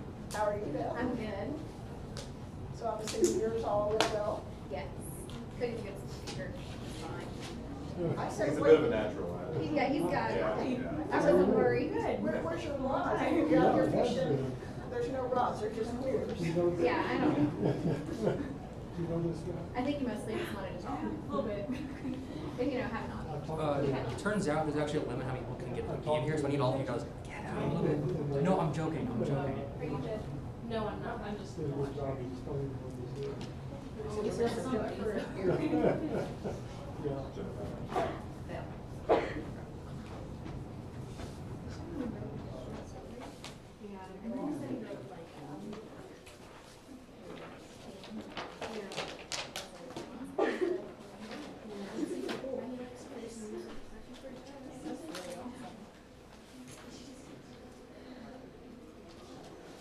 Matt, how are you today? I'm good. Do you think you're gonna get your wife out of here anytime early? Or will she talk to Well, everybody? what time will they close the door? That's what I'm asking. Maybe I'll get Larry and Sandra to give her a ride home. I bet they would. She'll be the last one. That's all right. Oh, yeah.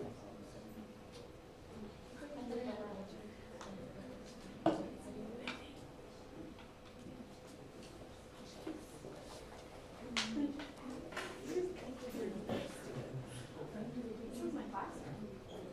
Yeah, it's been a while. 15 years ago.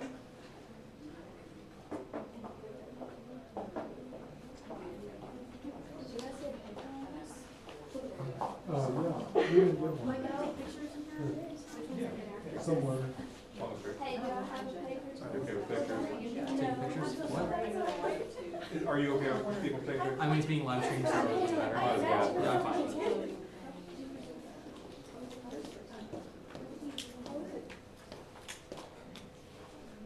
We're waiting on two judges yet. One more to finish that, my wife.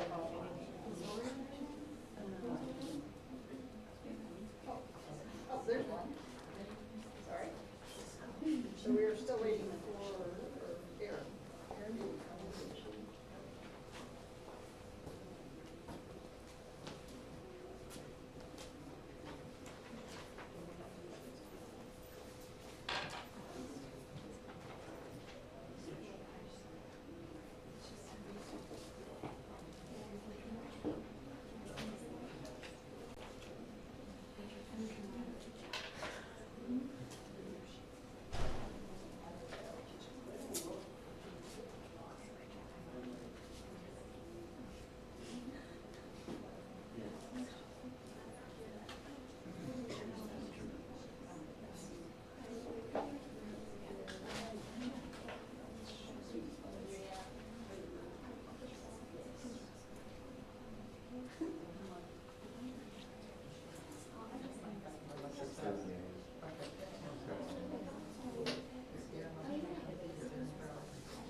She's here. Yeah.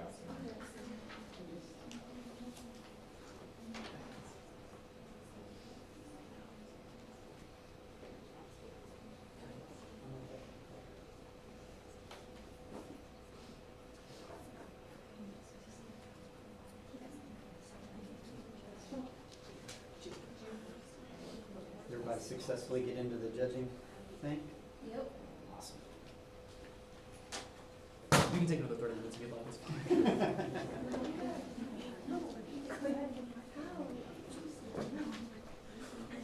We're down to the minute now. That's good.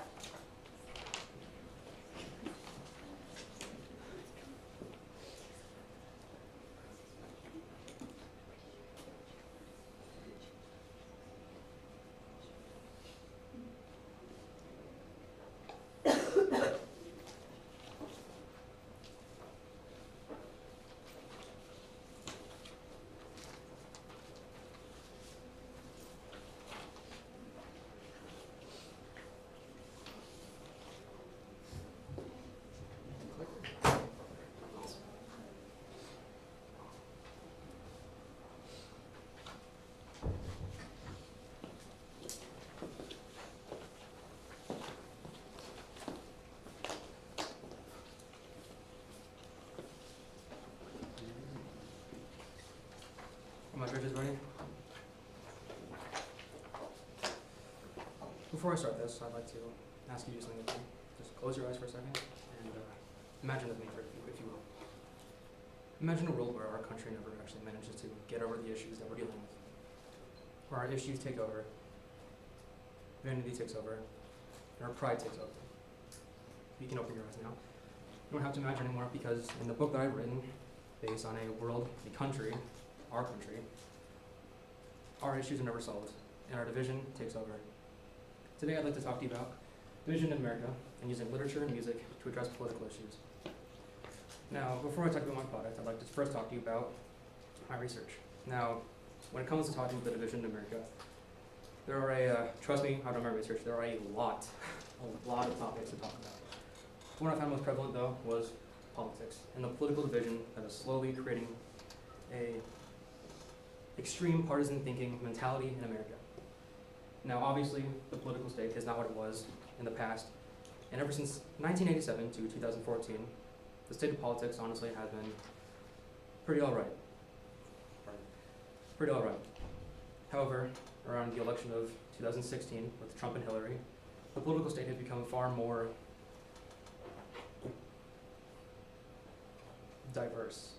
divided. It's become far more divided. Because of this, partisan thinking has become much more polarized, and there's no longer become a middle ground. Now, there's been an ideological shift and a polarization in our basic ideologies and the way we think. Now, from 2014, like I said, there was almost two silos. Now, the two silos was a theory, but it represents the left side and the right side. Before, they were much closer, and more voters who were Republican were more willing to admit they were sharing democratic values and democratic views. But ever since 2015, and the shift in that, it's become farther and farther apart, leaving no middle ground, no compromise. Now, one of the reasons this might be is because of the constantly shifting racial tensions in America. Now, the tensions are obviously rising ever since about 2020 is when they hit their head, and they've only slowly been rising. Racial crimes have become more and more prominent, and over here in my trifold, I know you probably can't see it well, but over $1.5 billion was costed in damages and lawsuits and insurance claims and damages, $1.5 billion from the years 2021 from the civil riots that occurred. Now, also, on this side over here, this side, there were over 860 people killed by police officers in the year of 2020 to 2021. It's a pretty staggering number, in my opinion.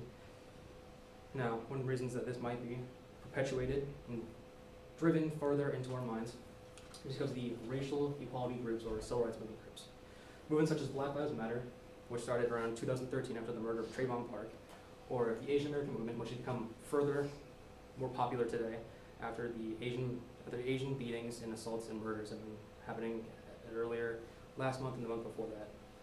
And Antifa, which was started around the 1930s, originally to stop the wave of fascism moving through America, but now has become more of a statement against race and a stand for leftist views.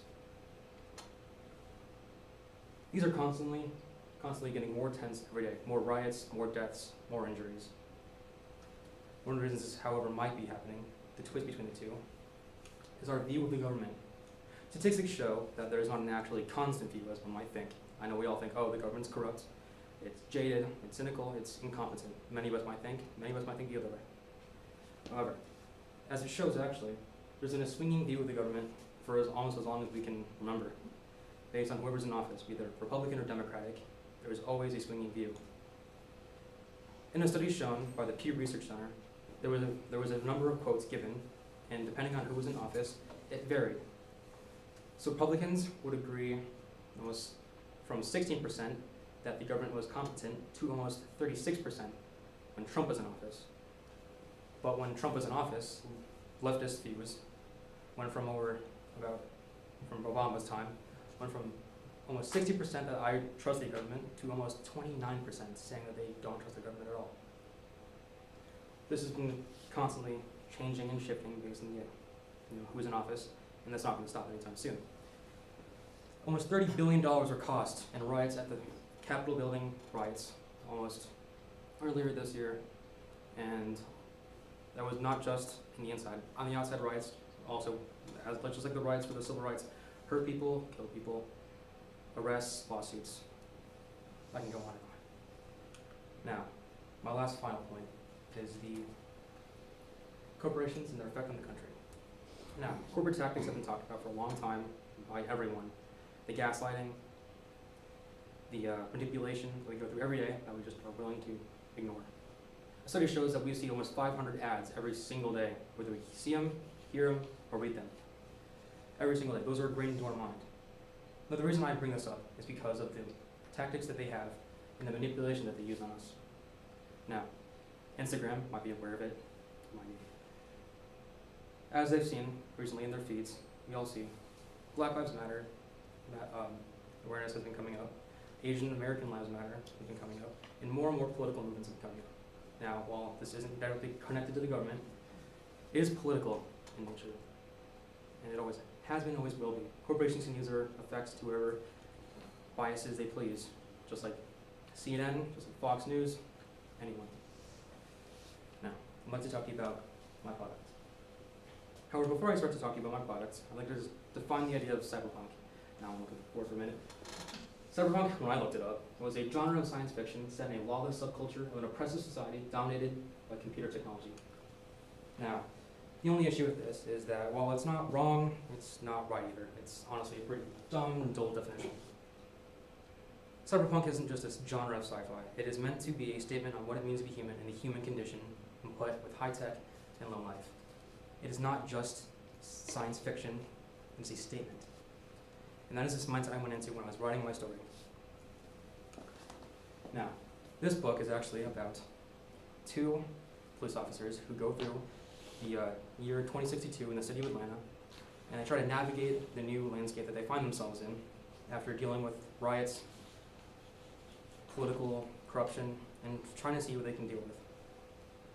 Now, the crimes that they deal with are all inspired by politics, race, more subjects than I even mentioned right there, and murder.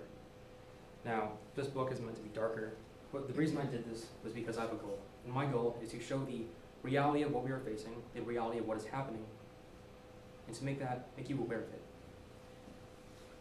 I have one message.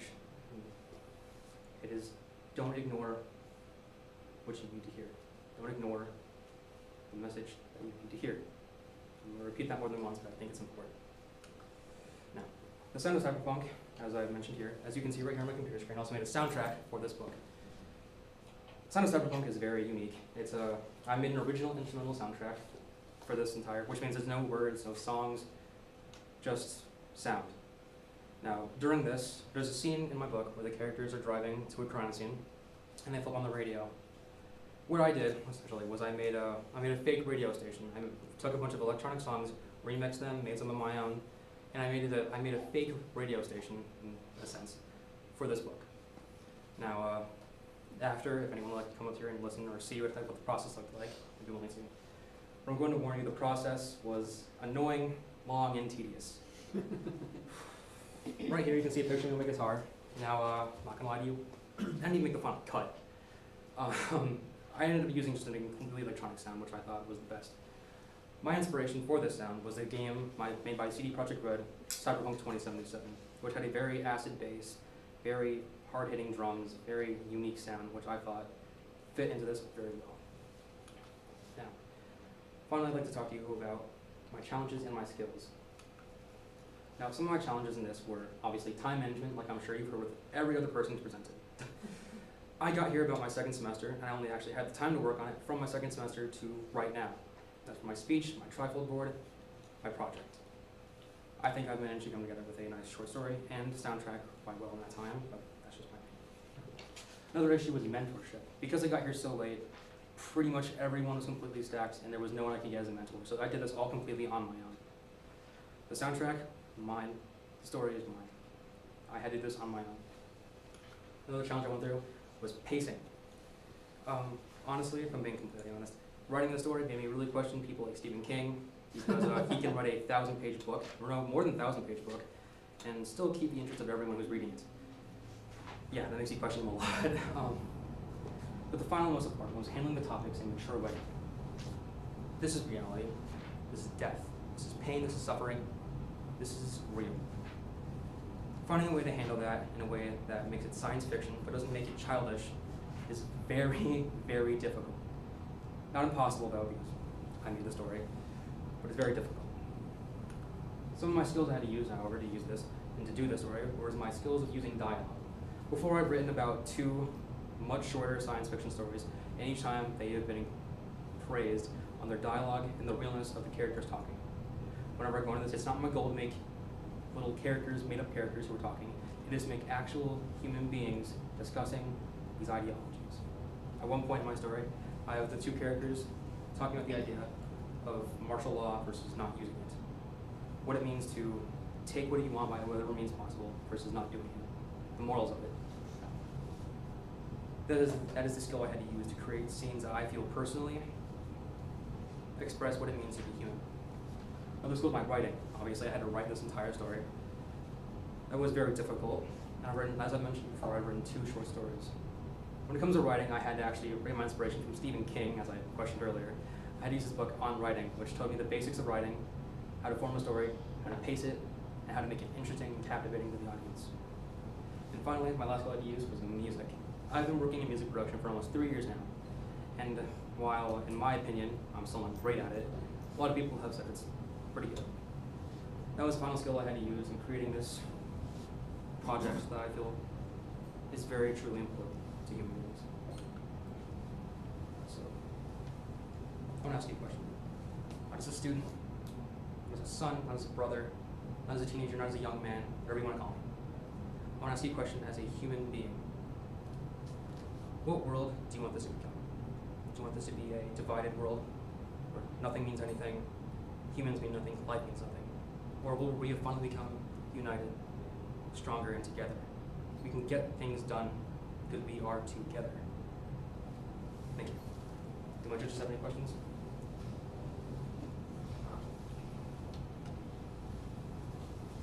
Drake, what are your plans for, well, share with us just a little bit about your short story, like how long was it, and what are your plans for the future? Is it complete, or is it something you'd like to add to? The story is 26 pages long, and personally, I would not like to add more to it. I might create more pieces similar to it, or add more music to it itself, because I like to make music. But overall, I think I like the way I left it. I don't think it needs any more additions. I said what I wanted to, and I'm done. What do you think about as far as future career, and does any of this tie into what you'd like to do for a living? Writing and music have always been a hobby of mine, something I've liked a lot. But to answer your question completely, I'm 17. I don't know what I'm going to do with my life yet. I have an idea, but I'm not completely sure. I'd like to go into music production, or at least just working at a record label to help people realize their vision for music. So in your research, talking about polarization going on, did you come across much about how the use of social media to spread false narratives and a lot. I came into that quite a bit, and almost every single person who I've talked to has mentioned that at one point when it came to the polarization of the state it is now. The only issue with that is every single person who I've talked to has mentioned that, and I feel there's no need to use information that is already quite well known. Yeah. Personally. Like over here, when I was getting this grade, my teacher looked at it and she's like, I'm not gonna say what she said, it's not quite fit the room, but she did react in an emotional way that showed that she was not pleased with these numbers.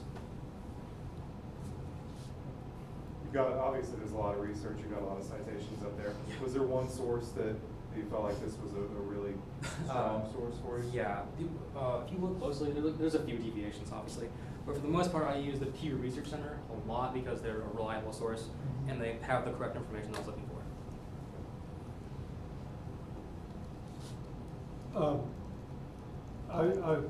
You really tackled a broad range of really tough topics here. Yeah. And whenever you talked about corporate influence, I mean, that's a whole nother ballgame. Yeah, but it is connected also. But I wonder just, I don't know what I'm going to ask, but how that impact, or how you came to that, you know, researching the corporate side along with the polarization. Why I decided to conclude that? Yeah. As I mentioned, Instagram, which was kind of what made me want to insert it. It's more Instagram and Hollywood, more what kind of made me think about it. I have no issue with there being like movie stars. I notice it a lot that there are. That sounds so bad. I do not mean that in any way bad. But you notice a lot that they push these propaganda movements such as like supporting Black Lives Matter, which has killed and destroyed businesses. Antifa, which has again killed people and destroyed businesses, ruined livelihoods, ruined lives. And they push the idea of supporting these. And all honesty, they're terrorist movements. There's nothing wrong. And the NAACP did completely fine. But these movements are terrorist movements, which is why I referenced them. The Asian American movement was not, from where I saw, a terrorist movement like that. They were much more calm, just peaceful protests from where I've seen. But I still felt the need to mention them because they're a relatively newer movement.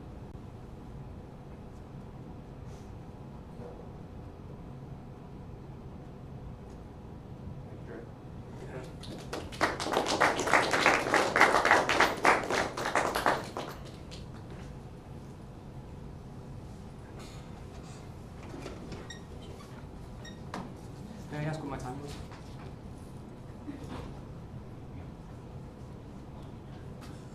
Yeah, I realized that this is going to be long enough. Yeah, it was. 12:17. Okay. I am so sorry for wasting 2 extra minutes of your I think that's all right. Everybody needs to chill about the time. It's not a big deal. I mean, I was over. That was perfect. Yeah, it was Wow.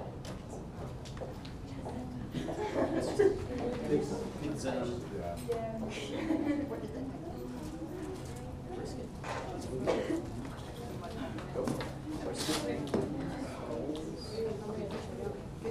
You too.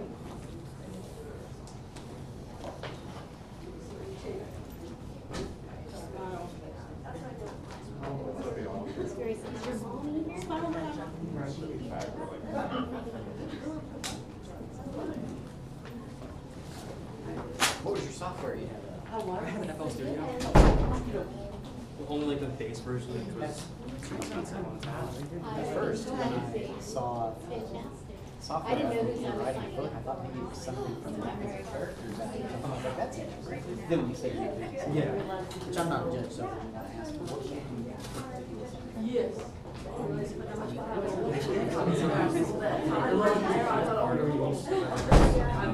It's like games like I mentioned, Cyberpunk was a huge rip out of it. And Cyberpunk has such a really unique sound to it. I thought it'd be a missed opportunity to try something more.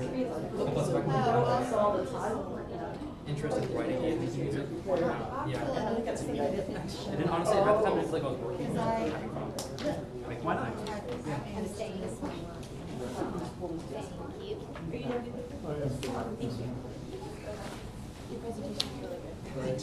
Good job. Appreciate it. Thank you very much. I would argue with you. Did you say you felt like Black Lives Matter? Not everyone hates, but like. I think people use it. Okay, yeah, that's fair enough. That's fair. I feel like by itself it should have happened. In the same way, I think people use it. But anyway, good job. Thank you. I Appreciate really it. enjoyed it. Thank you.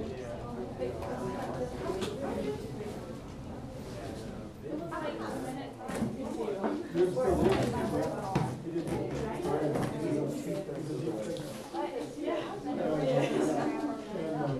Good job, Greg. Now you can enjoy it. Oh, that's right. Oh, yeah. That's Yeah. back Oh, to back. You've got to ruin your day. Constitution doesn't. It really does. That's fair. Not about that, but, you know, what do you gotta do? Yeah, but you gotta do it. Take the girl.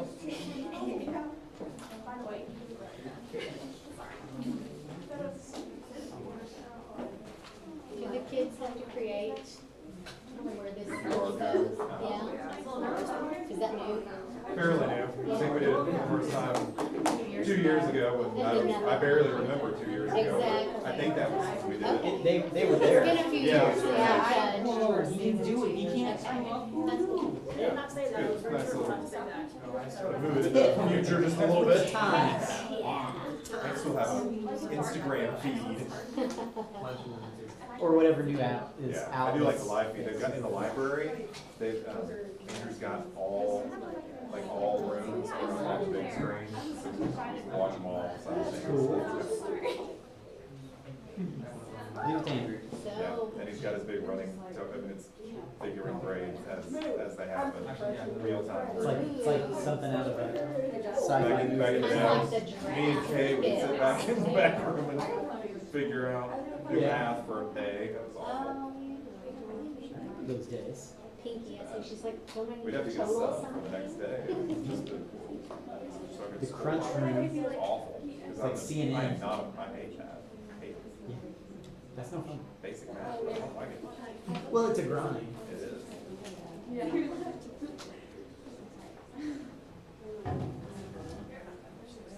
If you guys wanna, well, that may work better.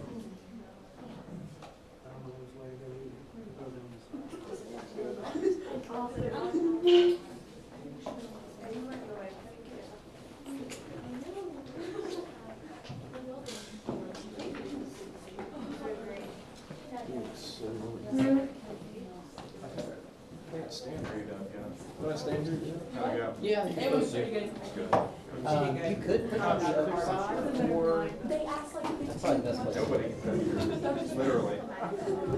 They asked like 15 questions. That's good. That's good. That means they're intrigued.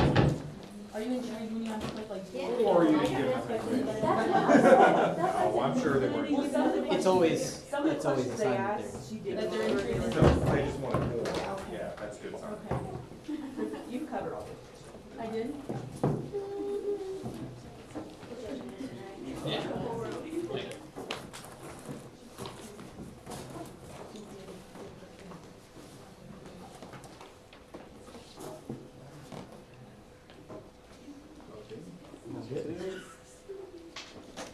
We're actually just a couple minutes behind even, so.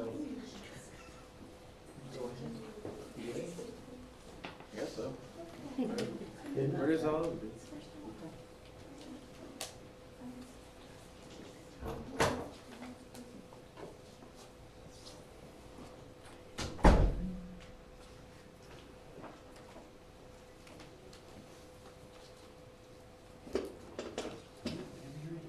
my judges ready? If you're born here in the United States, or have went to school here in the United States, you should be familiar with James Madison.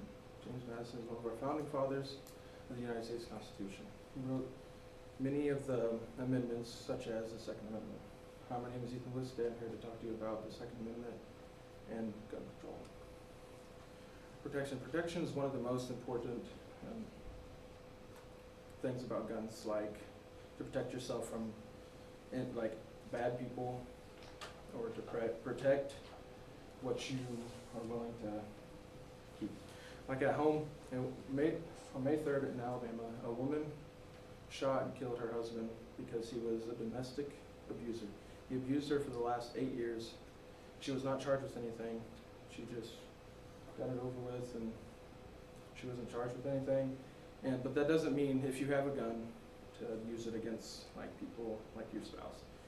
You use it just in case you get robbed, just to protect yourself or your family or what you've worked really hard for. And on the go. On May 2nd in Florida, a concealed and carry man was walking from the beach to his car, and this group of men walked up to him and tried to rob him and take his car and all of his stuff. But he just pulled out his gun and not shot them, but waved it at them. So you don't always have to shoot someone to get them to go away. You can always just flash it, and so they'll be afraid and run away. Mental health. Mental health is also another important thing to do.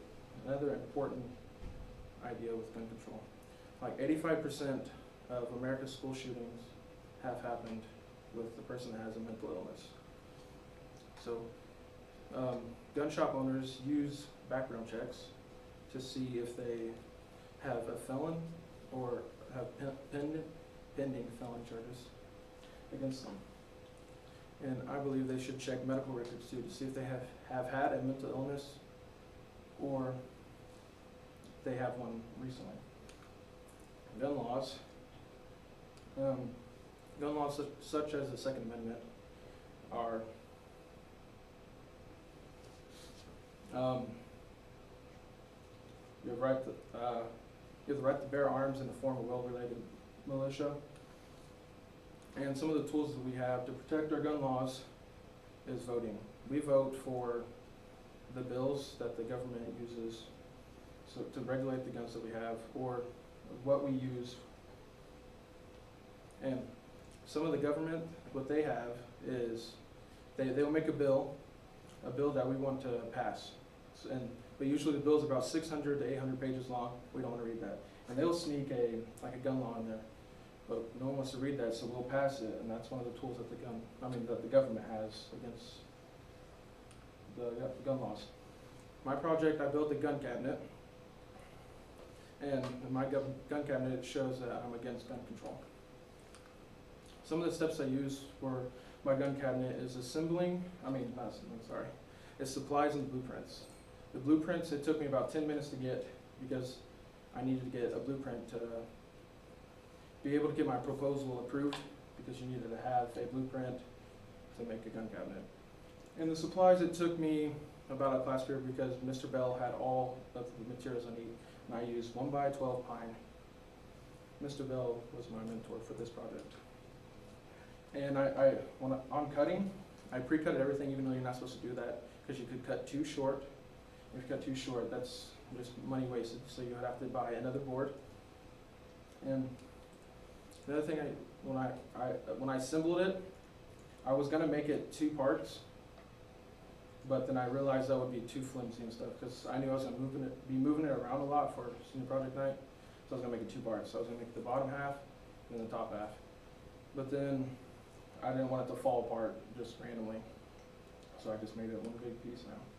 And sanding. Sanding took me about 2 weeks to do, because I want to make sure I get all my pencil marks out, and I want to make sure I get every nook in it, because it's been in the shop since I started it, and people will put their projects up, lean up against it, and they'll hit it, and so there's little dents in it. So I sanded all those out, and I want to make sure it looks good and be really smooth in the burning. Here in Willow, we can't touch the burner, like the torch, so my mentor had to do that, and that took him about 3 to 4 class periods, because he can't just work on that and not help any other student. So that took me a long time, but as you can tell, it looks really good. And here's just some of the pictures from chronological order of how I built my gun cabinet. So here, I just cut out a bunch of boards and stacked them on there to make sure I have every single piece, and I just checked my blueprint. See, this is the part where I was gonna make it a 2-part. So that's the bottom of the gun cabinet when I was gonna make it 2 parts. But then me and my mentor talked about it and realized that would be too flimsy. So we took all that back out, and we made it full boards right here on this picture. And we Craig's jigged it all. And we made sure all the screws were on the inside, so we wouldn't because why would you have a gun safe or a gun cabinet if someone can easily get into it by drilling on the outside instead of just having a lock? And here's the doors before, so all these pictures are before I burnt anything, just to see if I actually wanted to burn it, because we used some scraps to see if it would look good, but we couldn't really tell about it until we actually looked on the gun cabinet, when we actually started burning this and shown here. And so we thought it would have been a good idea to burn it, so we just started burning it. And in the last set, it took us 3 to 4 days, but it turned out really good. Some of the challenges I had was time with my mentor, especially because he is a school bus driver and a teacher, and he has a family of his own. So I couldn't come in before school or after school. And the only time I could really work on it is during school. I only had 2 Saturdays I worked with him, because, like I said, he has a family, and I can't just spend every waking moment that I need with him. and where I worked with it at. I worked at it here at school, and some, like a challenge I had with that, I was going perfectly, like I didn't need no extra time or anything. I was just like coasting through to making it. But then we had that snow break where we lost about 2 weeks of school, so I really needed extra time. So like some of the stuff I rushed through it, and I wish I didn't have to, but that's just life. And then cutting and placement of some boards. So like right here, where you put the barrel of the gun, when I was drilling it, I used too big of a drill bit, and so like when I put the screws in, it would just spin and they wouldn't tighten and hold anything down. So I had to wood fill it and wait a couple days to be able to use a smaller drill bit to actually get it tightened down to actually hold the guns. And after we burnt it, we got a clear coat on it, and on the clear coat, I didn't get most of the top because we was doing it in the shop, so I couldn't see that well because there's not that good of lighting. And so I put three clear coats on it and missed the top half part. So I had to redo all that because I put the clear on it, so when you touch it, you won't get burnt residue on your fingers or anything, and you won't get that on your clothes or anything like that.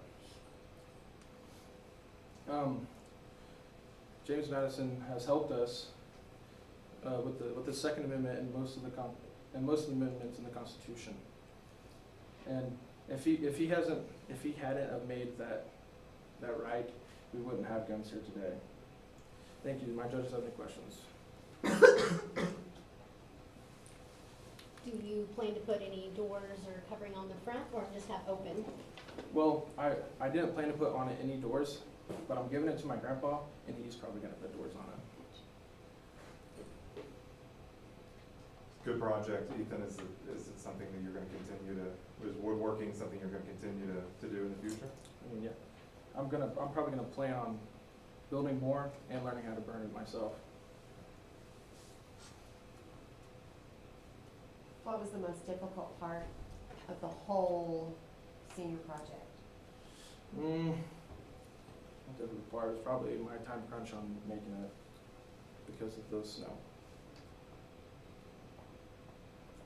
On the research part, was there a lot of research on like the mental illness part of it, how they would determine what mental illnesses would keep you from owning guns and which ones would not?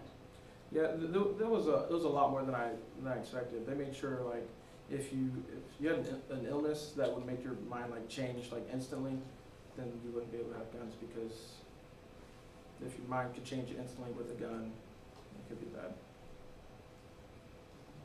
How would they enforce that without violating HIPAA? I mean, are they gonna have a database that's gonna say yes or no? I mean, they'll have our own doctor. I mean, I just don't, if they say, oh, you got, this person has schizophrenia, I mean, they can't really, I mean, that's a HIPAA violation. That's a good question, but I don't think I can answer that question.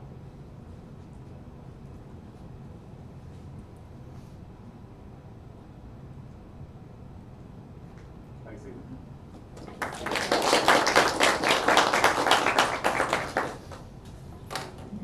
It's so hot in here. You're sweating. It's so hot in here. I've been sweating this Even morning. on COVID cards, if someone goes and gets one at Walmart and comes to Walgreens, we can't use that same shot record because it's HIPAA. Right. Even though, so I don't How are know. they gonna? Can you involve me? I got timed out. Oh, yeah.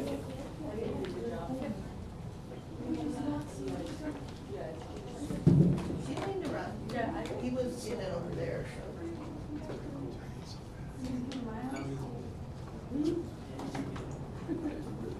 It does that sometimes. This is the second time I've logged myself. I don't know how I did it. One way to know, isn't there? Thank you.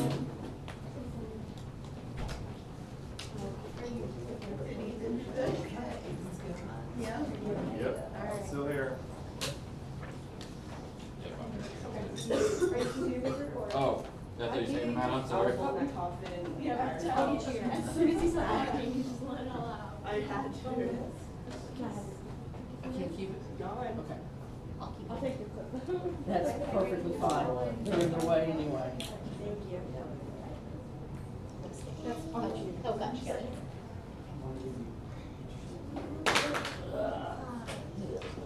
Awesome, dude. Take a nap, kid. It's great.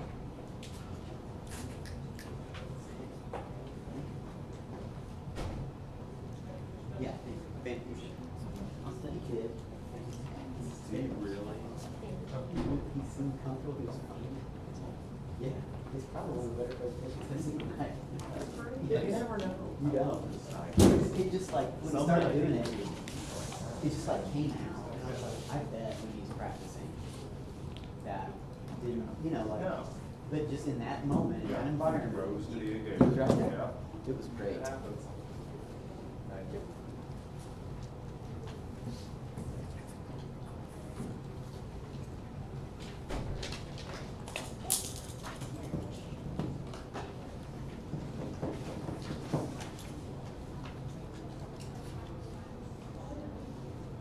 So I saw Drake Miller, but I was thinking Drake Arnold, so that really surprised me. Had that.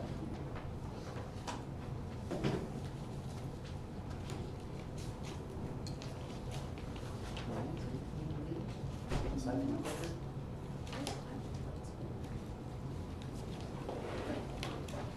I didn't get the order, but now I do.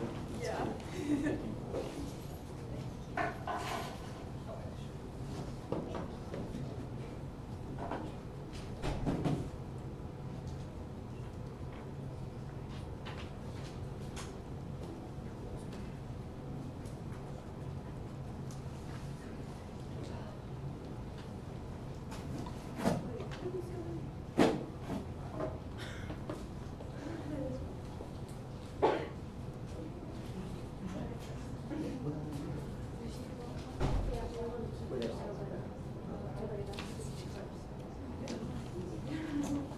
I was like, that was something I said to do. We could survive with that either night. We could survive with that either night. Oh, yeah. Good time we separate. So I think that was You're not full out of teacher mode, you can't scarf down the entire dinner. Yeah, it's all right. Take your bag, like, oh, here's your bag.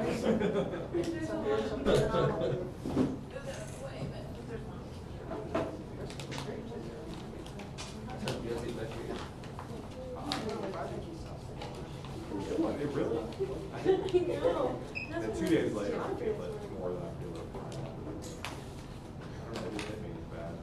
I didn't get sleepy going home the first time ever. Megan was crashed out by Seymour. I said she tried to, oh, she said we all went over. I know, I told her. That's what I told you. Yeah, that's what she tried to tell us that. Yeah, She woke up one time. Oh my God. I was fine, but he was still scared me like I think I would be okay driving home, riding a bus. that. Yeah, and I always tell her, like, listen, I know, right, you're not driving, you're sitting over there, it's okay. Start seeing I get things it. jumping out the road. No, I've had that, yeah, I've had that happen before, that's scary, but. Was that real, or Things are good. could I imagine that? Sometimes, well, I used to drive a truck during the summers for mechanic, I would just drive and drive, but I take a water bottle, and I start pouring it over the top, and just keep myself, it worked pretty well. You ever take your shoe off? Yeah. I've never tried it. Take your shoe off. Yeah, one shoe. I It's don't know weird, why, but so that's it might something. work. Ken had put Tootsie Roll Pops in the goodie bags, that works pretty good too, so it's your mouth. That's good. Keep it busy. See what I'm sorry, we need. I'm probably all nervous, we're. I don't know, it's kind of relaxing to have people having a good time around you. Okay, so. Quit yawning. I'm sorry. What are you tired for? Have you guys had a break? No, we're okay. Sure? They're hardcore. They're pretty good. I think you guys may be the best helpers I've seen. Teamwork. Ouch. Great.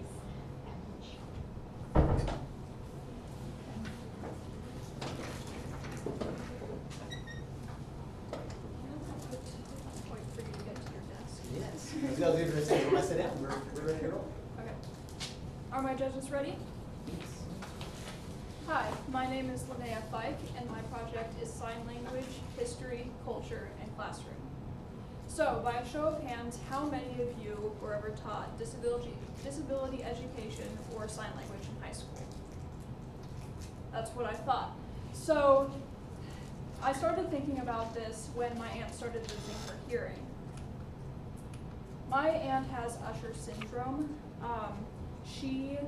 Her father was in the Vietnam War, and he was exposed to Agent Orange, and she was born with Usher syndrome, which is a syndrome where you progressively lose both your hearing and your sight as you age. And this is when I realized I don't know any of this stuff, and I should know this, because not just her, but many other people I know, even myself, could become deaf later in life. Which is why we need sign language and disability education in our schools. Because I was never taught any of this, none of you guys were either. And any of us at any moment could become deaf, family or friends, and you can always encounter people who need sign language in order to communicate with them. So the origins of sign language are unclear, but one of the very first recorded usages of sign language were the Great Plains Indians. They used sign language while hunting. They would be quiet and use sign language so they wouldn't disturb the animal. They would also use it to communicate with members of other tribes who spoke different languages and other dialects. The history between then and the 1800s is fairly unclear, but this man right here, Thomas Hopkins Gallaudet, decided that America did not have their own sign language form. So he traveled to France, where he learned about their French sign language, because the French were much more advanced than us at that time. And he researched French sign language, learned it, and then developed his own sign language, which is American Sign Language, or ASL. He then came back to the United States and made his own deaf-only higher education institute, which is Gallaudet University.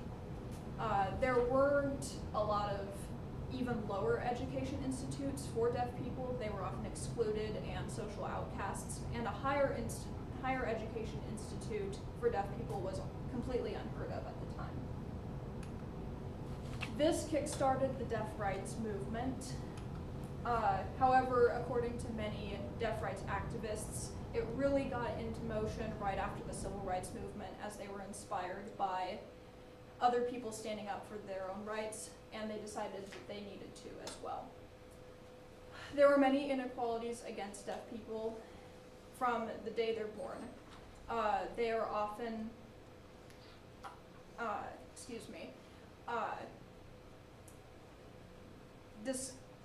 not able to join in many other social things that other people are able to.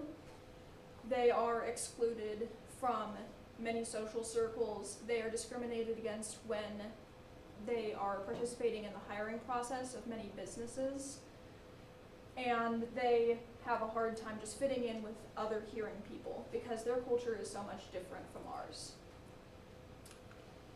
This deaf rights movement, one of the very first major protests actually started at Gallaudet University. The students on campus were upset that they had a hearing president because he didn't represent their needs and did not understand their culture as a student body. This was called the Deaf President Now movement, and they finally pushed so hard that the legislation of the college finally gave up and they elected a deaf president. These movements sparked up all over the nation and even worldwide, and brought visibility to, this is a quote from Dr. I. King Jordan, president of the Gallaudet University. "The world has watched the deaf community come of age. Together we've overcome our own reluctance to stand up for our own rights." And I think this really highlights the difficulties that they overcame and how far they've come. All of this led to the exposure and visibility of deaf culture. Deaf culture is something that a lot of people don't know about because before then it was unacceptable to express themselves because they were outcasts, like I said before. But one of their favorite things is deaf theater. This is from the Deaf West Theater Company, one of the more major deaf theater groups. They perform all of their plays and performances in sign language, and if not that, or on top of that, they have big TVs on either side of the stage that have subtitles and make it accessible to pretty much every group of person that comes in to watch. This opens up more opportunities to overcome their difficulties that are still faced today, because even though there's been so much work within the deaf rights movement, obviously there's still going to be things that they encounter that are difficult. And one of these things is education. So in education, there are a lot of benefits to learning sign language. There have been studies done where they teach young children sign language, and they've seen that it promotes early communication. For instance, a child who hasn't even started to speak yet can show their parent what they're needing without speaking. This prevents a lot of meltdowns and breakdowns because often children aren't able to express what they need. This causes them to have a meltdown and cause even further problems. But if they're taught sign language, they don't need to talk and express what they need. But in the classroom, it would break down a lot of barriers. These barriers could be socially, disability-wise, and helps integrate everybody into the same learning level. Often deaf children are put into special education or even go to their own schools. If there were a sign language interpreter or a sign language teacher that could communicate to an entire class, deaf children and hearing children could learn in the same classroom and be able to make friends with their peers and not be as isolated as they would normally. As you can tell, my first thing that I researched was awareness, because I think that's the first thing you need to know when going into something that you personally haven't experienced. I wanted to know where these people come from, why they are discriminated against, and what we can do to make their quality of life better, and how we can make it easier for everybody involved. The next thing I researched was learning ASL. Now, I didn't go into this expecting to learn every sign possible. That would take so many years, and it's quite literally a foreign language. It is considered a foreign language, and there's so much to it, and it would be very difficult to learn an entire language within a few months. But I learned the alphabet in ASL and some basic vocabulary words. My product is a YouTube video where I highlighted history and culture, but in a very small portion of it. But my main focus was showing the alphabet, how it is properly signed, and then I had a vocabulary section where I demonstrated different words, like the most common words like bathroom, like hello, and other very familiar words that people use on a day-to-day basis. Some challenges that I faced was definitely technical difficulties. So I don't have any professional filming equipment. I had to use my phone. And when I would film 30 seconds of video, it would say that I'd run out of space. And so I'd have to go and delete things and then go back and film some more, and it took a very long time. And then when I tried to upload it, that also was not working, and it kept saying that I was not connected to the internet even though I was. And then when I tried uploading it to YouTube, it took about 5 hours. And then my other issue was time. So I went into this knowing that this was going to be a very big time commitment, but my mentor is a teacher at another school, and she often couldn't meet at the days that I could meet, and so our schedules really didn't match up. And then when she finally was able to meet with me, that's when our winter storm hit, and I wasn't able to complete all of my mentor hours. But in the end, I think I still learned quite a lot. So in the end, I think that I learned quite a lot about deaf culture, history, and some basic ASL.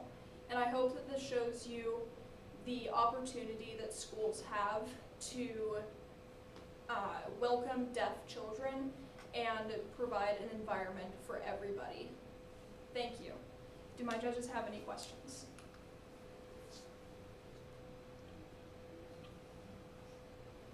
I have a question. Okay. So, did you learn if, and I apologize if you said this and I missed it, but is ASL the same in our culture as, or in our country as it is in, say, Spain or, you know, Mexico? Yeah. So it does have quite a few differences. There's, like I said, French Sign Language. It does vary from region to region, but there are a few universal signs like hello, which is this. There's a lot of and often if you don't communicate well with someone where your sign languages don't match up, miming is often another way that deaf people communicate if they aren't familiar with the other person's form of sign language. I forgot mine. Okay. I'll come back to you here in just a second. Did you research like what they would be good for schools to teach? Are they talking about like an elementary, the very basics signs? Are they talking about the alphabet? Yes. So a lot of the sources that I looked at were mainly from elementary age schools, but in my research it also said that for a fuller understanding it should be in high school level, because if you're that age it's probably not something you'll retain as well as if you're, say, a freshman in high school, because that's often when a lot of foreign languages are taught, like Spanish and Russian and that kind of thing. Okay, I remember. Okay. And there are kind of two questions. Okay. The first, when you were doing this, did you consider as a product maybe teaching some students some basic ASL? Yes, I did, but that was right around the time when they were saying it's not a great idea to do student gatherings, so I kind of ruled that out and decided that doing a video would be easier anyway. I assume that was the case, just want to make sure. And then, secondly, do you think, obviously in a small school we're a little limited, but how do you feel a class of ASL would work as a foreign language in a high school setting?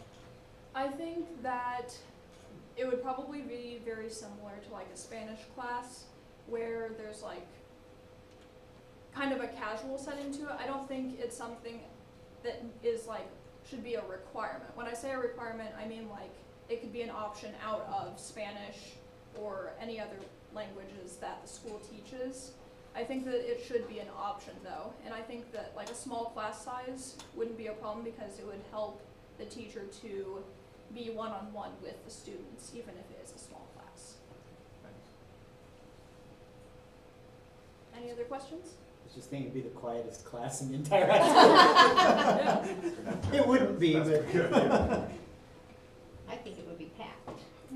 Yeah, what do you think? Do you think that there would be a high demand for a class like that? I think so. When I was at the showcase, a lot of, especially younger students around like middle school seemed really interested.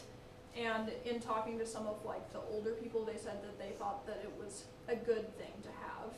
So I think that people are open to it and are interested in it. And I think that it's something that would help people connect more, because it's not just like a speaking thing, it's more one-on-one and you get to spend more quality time with people. You've given me some good ideas. I don't know how much hearing your aunt has lost. Is it to where she's using sign language? She has begun learning it because there's only so much you can do though, because she's losing her eyesight at a similar rate.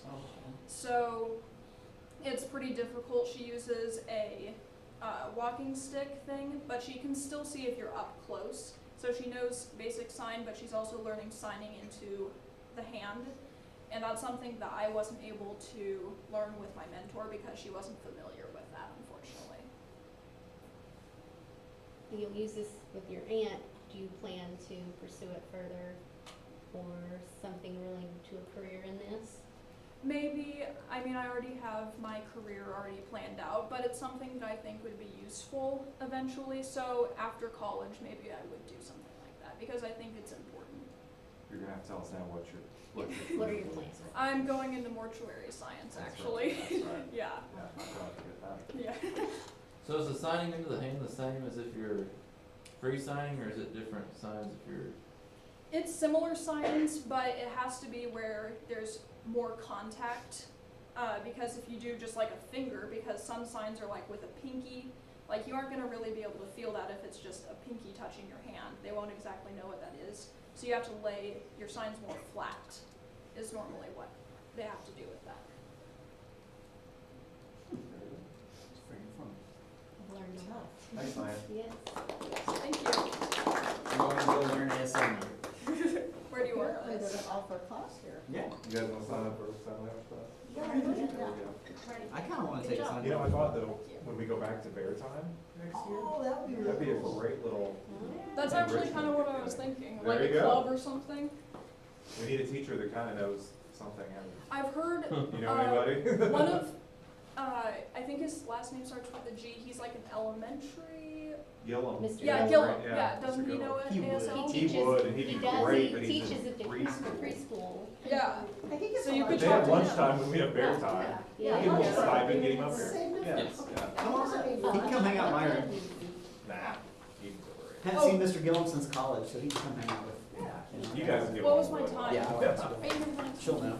What was So it? are you gonna fix? Yes, I'm just here the rest of the night. Perfect. Here's the extra clip, Gloria. Are you gonna? Yes. You know, Amber Brazier, city councilor, but she's deaf on one side and she does sign language. Someday we need a counselor and a sign language. And she's really moved.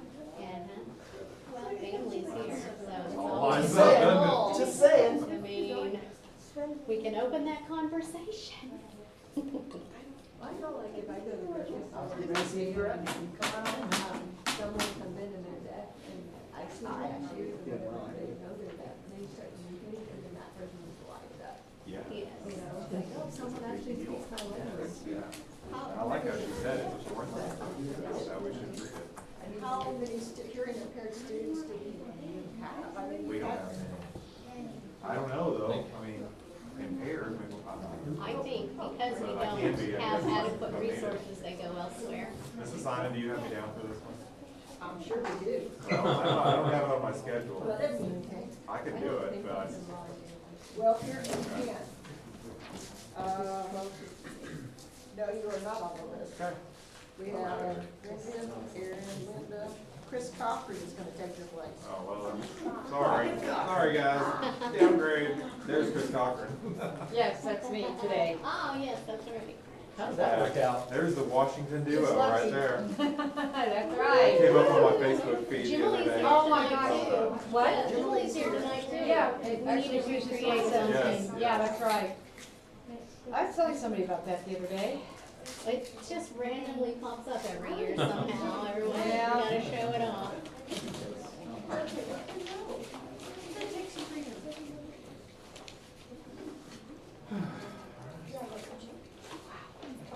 Here, comes under the K has no shame category. Blacksmith. Thanks. Thank you guys for doing it.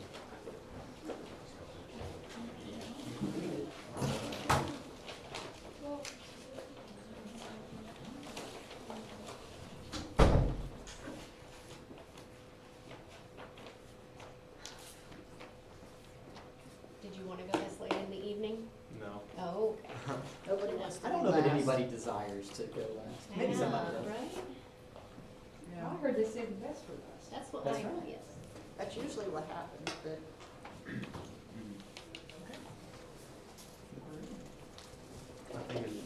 Oh, Oh, Yeah, you probably want that, don't you? We're getting loose here at the end of the night. Yeah, who needs it? Not me. Okay, I'm on. Just start. Anytime You you're ready. want to practice a second or two? Yes.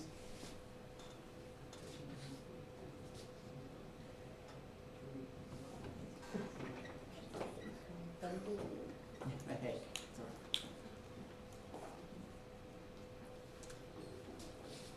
right. Are my judges ready? So, were you ever involved in an accident? If you answered yes to the question, then you may have already worked with insurance and collision repair shops about getting your vehicle fixed. Well, there's certain things out-of-body collision repair shops can fix. As you can see on the screen, two vehicles collided and they crashed, and this is about the maximum thing we can fix. Anything else can crease or even break the metal when trying to fix. Hello, my name is Sven Woodard, and today I am presenting auto-body collision repair. And let's go ahead and start my product. So when I first, last year October, when I first started looking for vehicles that I could fix up, I had a hard time actually finding parts of what my desire and are. And luckily I found this vehicle right here. It's a Ford Focus 05, and the whole car had marks and dents and scratches, but since I'm not allowed to do a whole car for my senior project, I decided to do the passenger door. So let's start with what led to my product. My product led to attending Votech, which, to be honest, I first wanted to start mechanics at SCCC in West Plains, but since they were full, I decided to go with auto body. So I started my junior year, and everything went well, and then I started seeing progress. We started the fender project, which goes the entire year, and the whole project is about 1,000 points worth, which as you go on, you learn things and certain methods that they used to do back then and now, and yes, so the whole project was 1,000 points worth, and I made it with 975 points out of 1,000, which made me best in class and winning a spray paint gun, which is around worth $130. And yes, so the whole thing made me second in the afternoon class and the morning class. And too bad the morning class, one student had about 5 points more than me, so it's, you know, it's okay. But in my class, second place was about 835, if I don't mistake, so I kind of had a big lead. Now I want to talk about my research. I mainly focus on my product more than my research. So, but on my research paper, I mostly talk about how auto body evolved the last 50 years. So they use different methods, different tools, and a lot. Well, when I attended Votech, my teacher straight up said that he's a little bit older, so they are teaching more older methods, since nowadays they use more technology and stuff. And yes, then also about service information. In today's auto body shops, they use a lot of technology, computers, what kind of paint to use, what exactly needs to be repaired, and all that. Next, also my research talks about all steps to complete. It's about 8 or 9 different steps. How to really repair a certain vehicle part. Now, my product. So, like I said, I started my product last year, October. It took me about 2 months to finish. I had a lot of ups and downs, but I got it done. Looks very good. So the first step, I brought it in the shop and I started, the same day I started sanding all the old paint off, all the dirt and stuff. And then the next day, I started stud welding, all the dents and creases out. So what you do, you take the stud welding machine, you put a stud in, you put it on the metal, and then you weld it.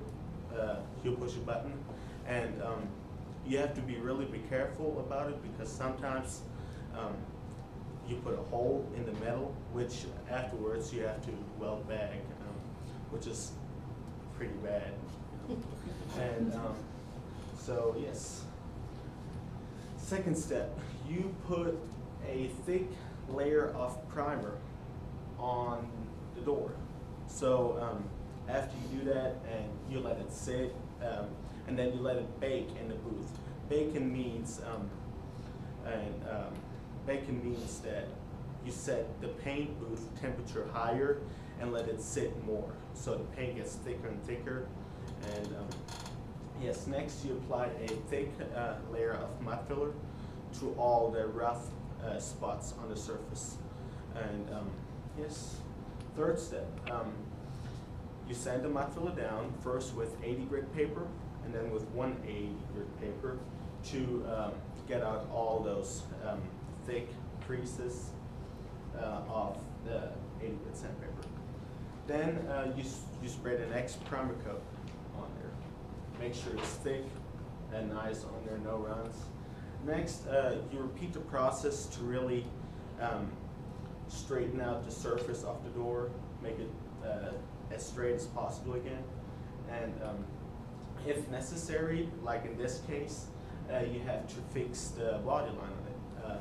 Since the door had a really thick crease right in the body line, I had to fix that. So what I did, I used guide tape to put it right on the body line, and I just kept sanding each side, and I switched tape, sanding from the other side, really to straighten out that body line. Next step, I wet sanded the door with 2000 grit sandpaper. What you do, you take sandpaper, special sandpaper, and you take something wet, like a paper towel, and before you do that, you spray a guide coat on the door. And what that means is you put it on the door and sand it down to make sure that you don't really sand down back to the bare metal. So yeah. Next, you wash the door right after to get all the dirt, crap out. And then next step, you mix the paint up, and you grease and wax remover on the door, and to make sure all the old fingerprints and stuff gets off. Then you use a sticky pad to remove all little hair and stuff that you don't want in the paint with it or on the surface. Next, you let it dry, and you start painting. So you apply multiple coats of paint. What I did, I used 3 coats, and my own method is that on the first coat, I sprayed it on light. The second coat, I put it on heavy, and then the third coat, I put it back on light. And then you apply multiple coats of clear coat, and I do the same with the clear coat. First light, heavy, and then light. So then the next step, and last step pretty much, you wet sand it again, this time with 5000 grit paint sandpaper, and then you wash it, and then you buff and polish the door.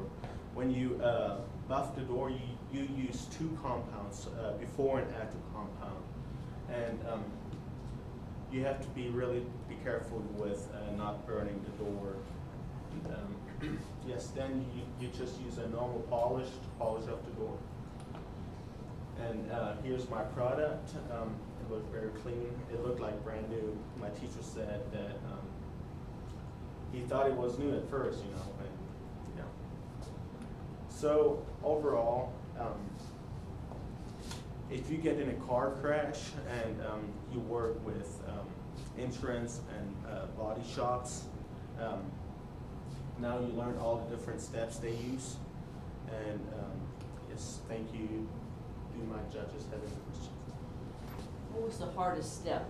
The in hardest in steps? the product? Probably the painting, because the painting was expensive. Luckily, we still had leftover painting from another truck that we painted before that. And if you mess up, you would have to sand it all back off and reapply the paint and clear coat. What's your favorite step though? My favorite step, it was all hard, so my favorite step, probably painting, because it's like one of the final last steps, and you really see a change in it. Do you want to do this in the future? Yes. I would probably hire you though, like some Yeah. good work. Did you put the door back on the car? Yes. Does it look weird Yeah, compared to the yeah, rest of the car yes. now? Yeah. Because it's so much nice, Yeah. right? Yeah. You know, you just got the rest of the car to do. Yes, that's Yeah. what I was One thinking. panel Yeah. at a time, yeah.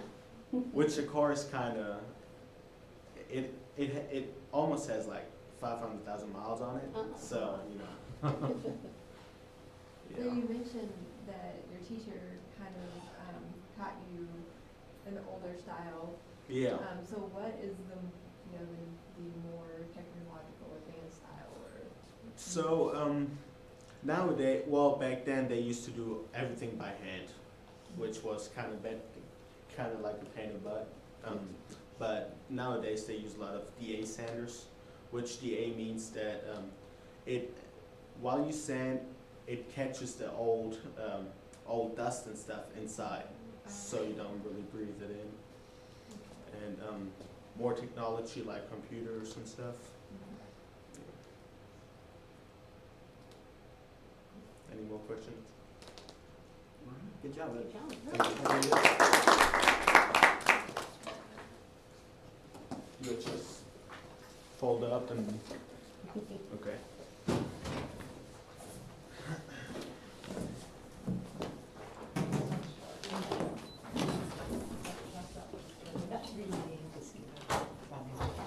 I can see your tie knot. I was trying to Yeah. figure out how to do it and I never.